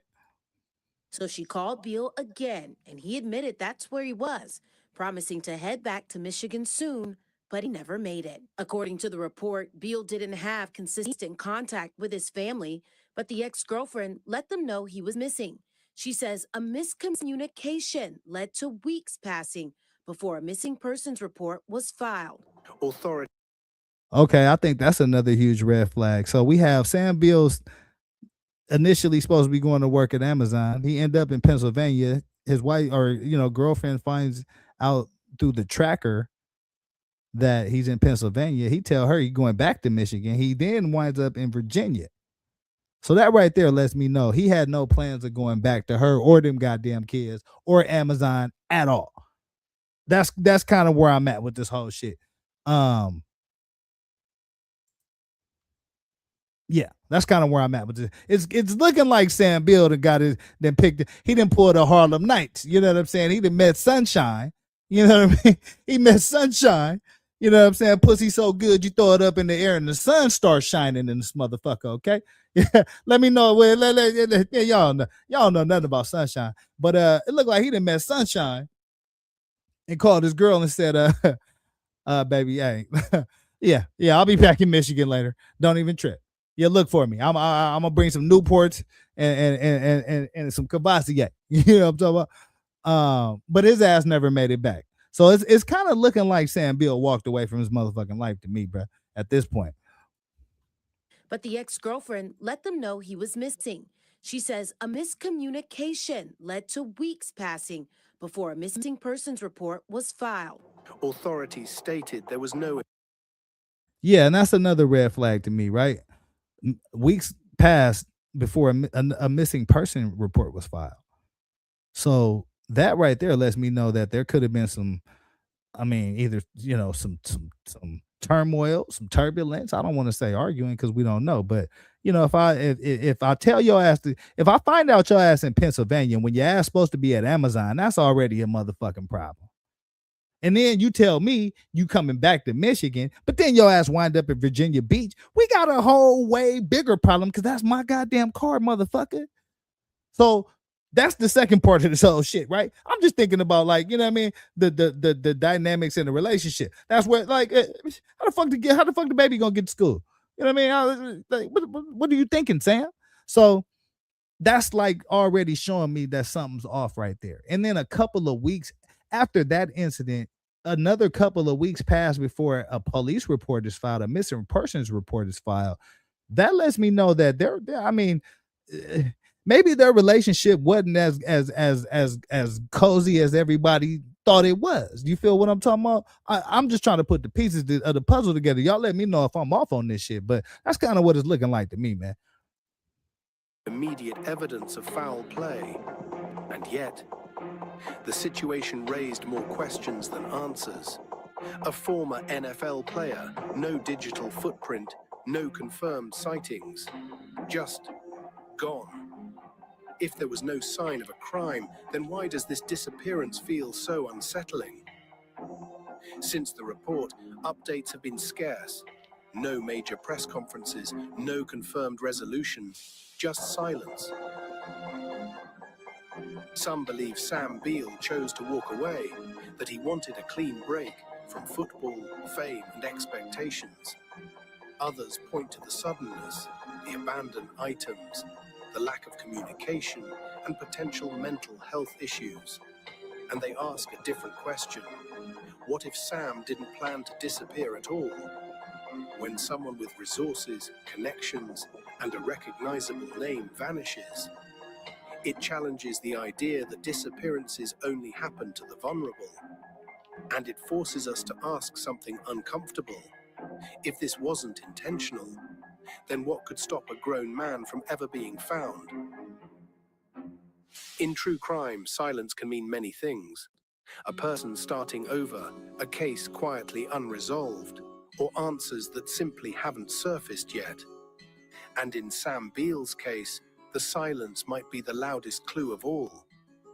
More than 7 months after Sam Beal was last seen, his older sister, Essence Jane, stepped forward publicly with an emotional plea that caught national attention. In a heartfelt social media post, she wrote about the unbearable strain of not knowing where her brother is, or if he's even alive. She made it clear this isn't... You know what? Something else just stood out to me, right? Y'all look at this picture right here. What do y'all see? Let me know in the comments. When y'all look at this picture right here, what do y'all see?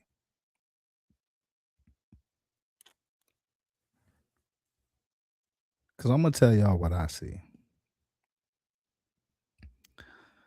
I see a big ass house in the background. So that means this brother had some paper stashed somewhere. Oh yeah, he most definitely walked away from his motherfucking family, man. Listen, I'm putting the whole pieces there. That Sam Beal ass is in Aruba somewhere, dancing disco with a couple little Latin chicks, and he done walked away from all this child support and all this bullshit. That's where the fuck Sam Beal is at. But I'm confused, right? Because the last video said Sam Beal spent 5 months in jail for some child support shit. But yet he borrowed his baby mama car and drove to Virginia. Now let's spin that back. I'm sure it's some baby mama somewhere out here in this chat. You know what I'm saying? This is just between us. Now, in that situation, how would you look at that situation? Right? How would you look at that situation? It would look fishy to me. It would seem fishy to me. I done spent 5 months in jail behind some child support. Oh yeah, I done got that letter. That letter will make you want to kick a motherfucking dough in. I didn't have to pay child support, but I got the letter. You know what I'm talking about? And so I didn't have to spend 5 months in jail. I was mad at receiving the goddamn letter. Like, bitch, I'm giving you a month. What the fuck? You got me? Nah. Okay, let's. Okay, you see. Look, I almost had a flashback on y'all. Long story short, that's where I'm at with it. Like that's my energy, right? Especially if I'd have had to spend 5 months in jail. So how does that turn to he borrowed a car to go to Amazon to go to work? That's another thing that just, you know what I mean? It's a lot of holes in these stories that I'm just not, maybe I'm not seeing the bigger picture. You know what I mean? Let's see, Pennsylvania and Virginia Beach ain't that close to just be going and coming like that. Yeah, most definitely. I was definitely about to pull the map up, but now that you said that, I mean, shit, I'm actually curious to find out how many miles it is. Um, how many miles from VA to Pennsylvania?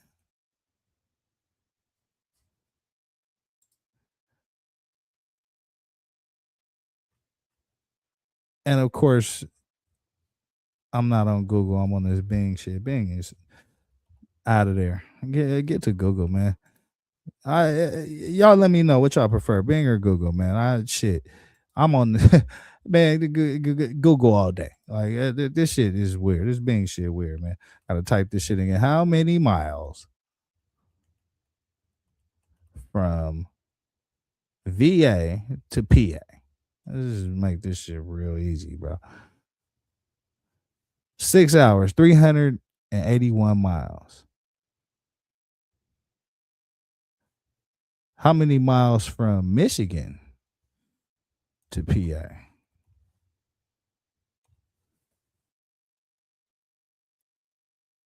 So that's 9 hours, 635 miles. Okay, so yeah, most definitely it wasn't close. Most definitely it wasn't close. Emotional plea that caught national attention. In a heartfelt social media post, she wrote about the unbearable strain of not knowing where her brother is, or if he's even alive. She made it clear this isn't just a missing persons file number. This is her family. Tomorrow makes it 7 months since we've last heard from or seen my brother. We've done everything we could on our end to piece things together. That desperation, that emotional weight, it's palpable. Instead of answers, the family has had more questions. Why did he head toward Virginia Beach instead of home? Why were only his shoes, socks, and sand found in the recovered vehicle? And why has no firm lead emerged after months of searching? His sister even shared his missing person report online, hoping it would generate new leads or eyewitness tips from a public that might spot something, anything, that can finally break the deadlock. And underneath every public plea is a family that is exhausted, frustrated, and still searching for closure. They've reached out to both the Kentwood Police Department in Michigan and authorities in Virginia Beach, urging anyone who might have seen him to step forward. But with each passing day of no new information, the mystery deepens. And the frustration only grows. With so many unanswered questions and a family begging for answers, is this still a case of a man simply lost? Or something far more troubling? So what do you think happened to Sam Beal? Did he choose to disappear? Or is this a case that hasn't finished unfolding yet? And if a former NFL player can vanish without answers, who else might be missing, without us even realizing? If you have any information about Sam Beal, please contact the Virginia Beach Police Department. Yeah. That's a wild story, man. That's a wild story, man. What y'all think happened to Sam Beal, man? Y'all think he just said fuck them kids and got up out of there? You know what I'm saying? Did he was it foul play involved in this situation, man? Let me know what y'all think in the comments, man. That's a wild story right there, man. That's a wild story. I got nothing. I mean, because every time I think I got it, it's another part of the story that doesn't align, right? Because okay, maybe he did say fuck them kids, but then if that's the case, there would have been surveillance at the beach that showed him hopping into another vehicle, walking off into another direction. It should be some ring cameras or some shit picking him up on a route somewhere. You see what I'm saying? So that's the part of the story where I'm like, okay, well, but then again too, even if it was foul play, a video would have showed that, right?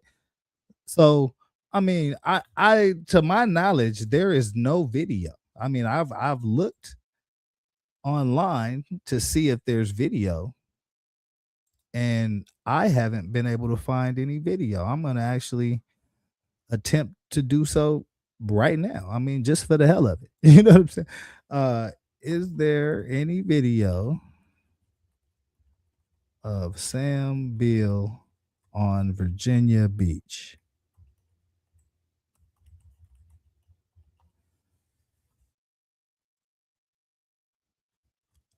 Um, doesn't look like it. Doesn't look like it. So that's another strange thing to me, right? Because I mean, in a missing persons case, there's cameras everywhere, so there's got to be some video somewhere. I'm leaning towards him leaving intentionally, or something went down at the beach. Yeah, First Lady Mimi. That, I mean, shit, it could be that. Uh, did he do what the lady did a few months back?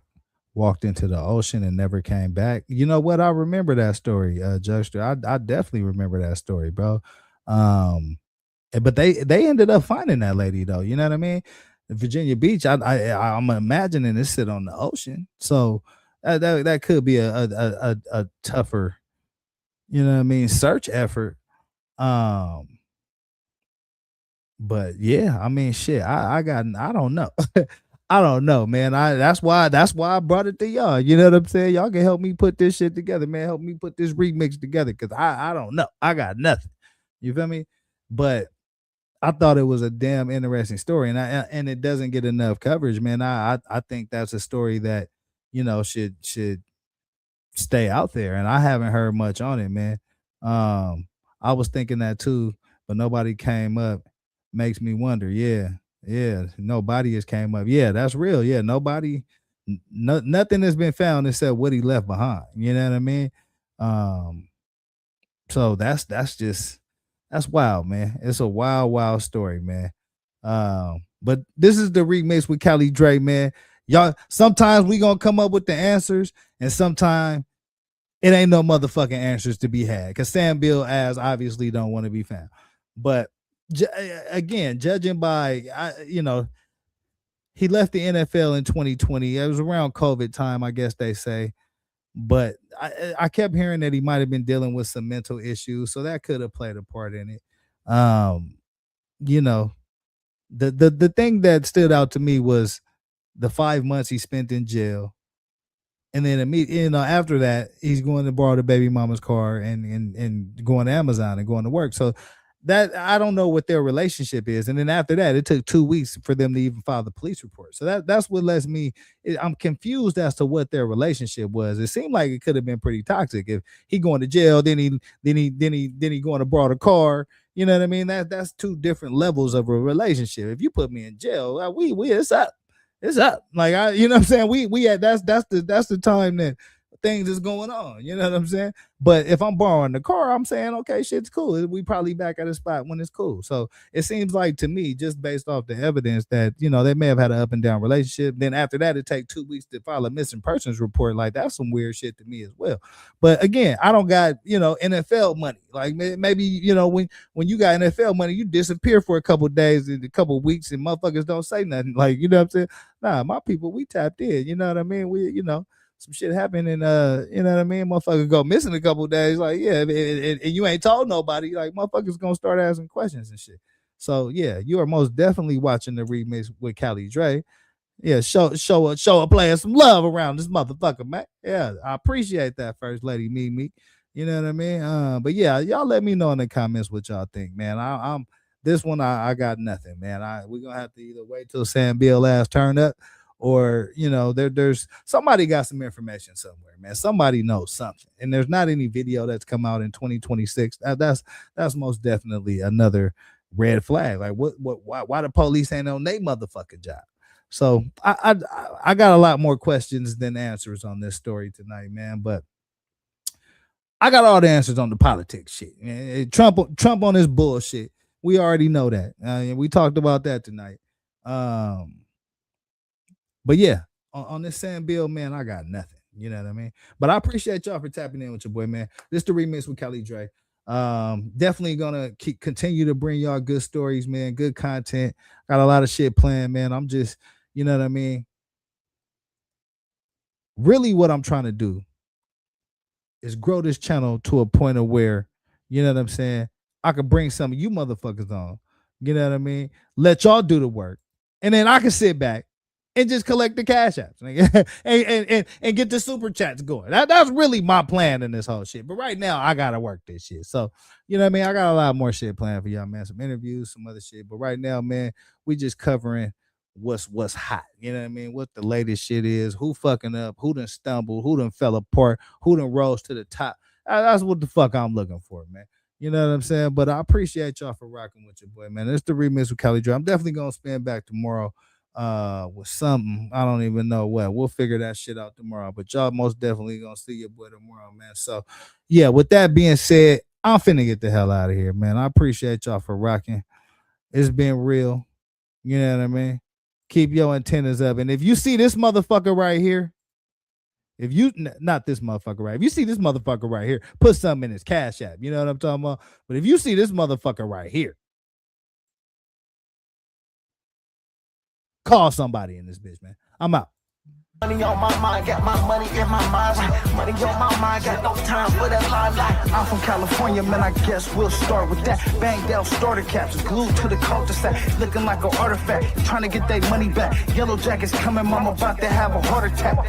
Southeast San Diego, we was at the heart of that. You moved about the hood, my nigga, you ain't want no part of that. Move to work and let the money drip the laundry, man. I pray to God the homie get his little daughter back. So many problems and it's not even a part of rap. So many suckers and they hating and they copycat. And life is bigger than these bitches that you hollered at. And if you bleed it out, I better get $3 back. And all I'm giving is the facts. Pay attention to the stats and never making mention of the jacks. Gotta keep the money stacked, work your way through the traps. Money motivated to the max. Money on my mind, got my money on my mind. Money on my mind, got my money on my mind.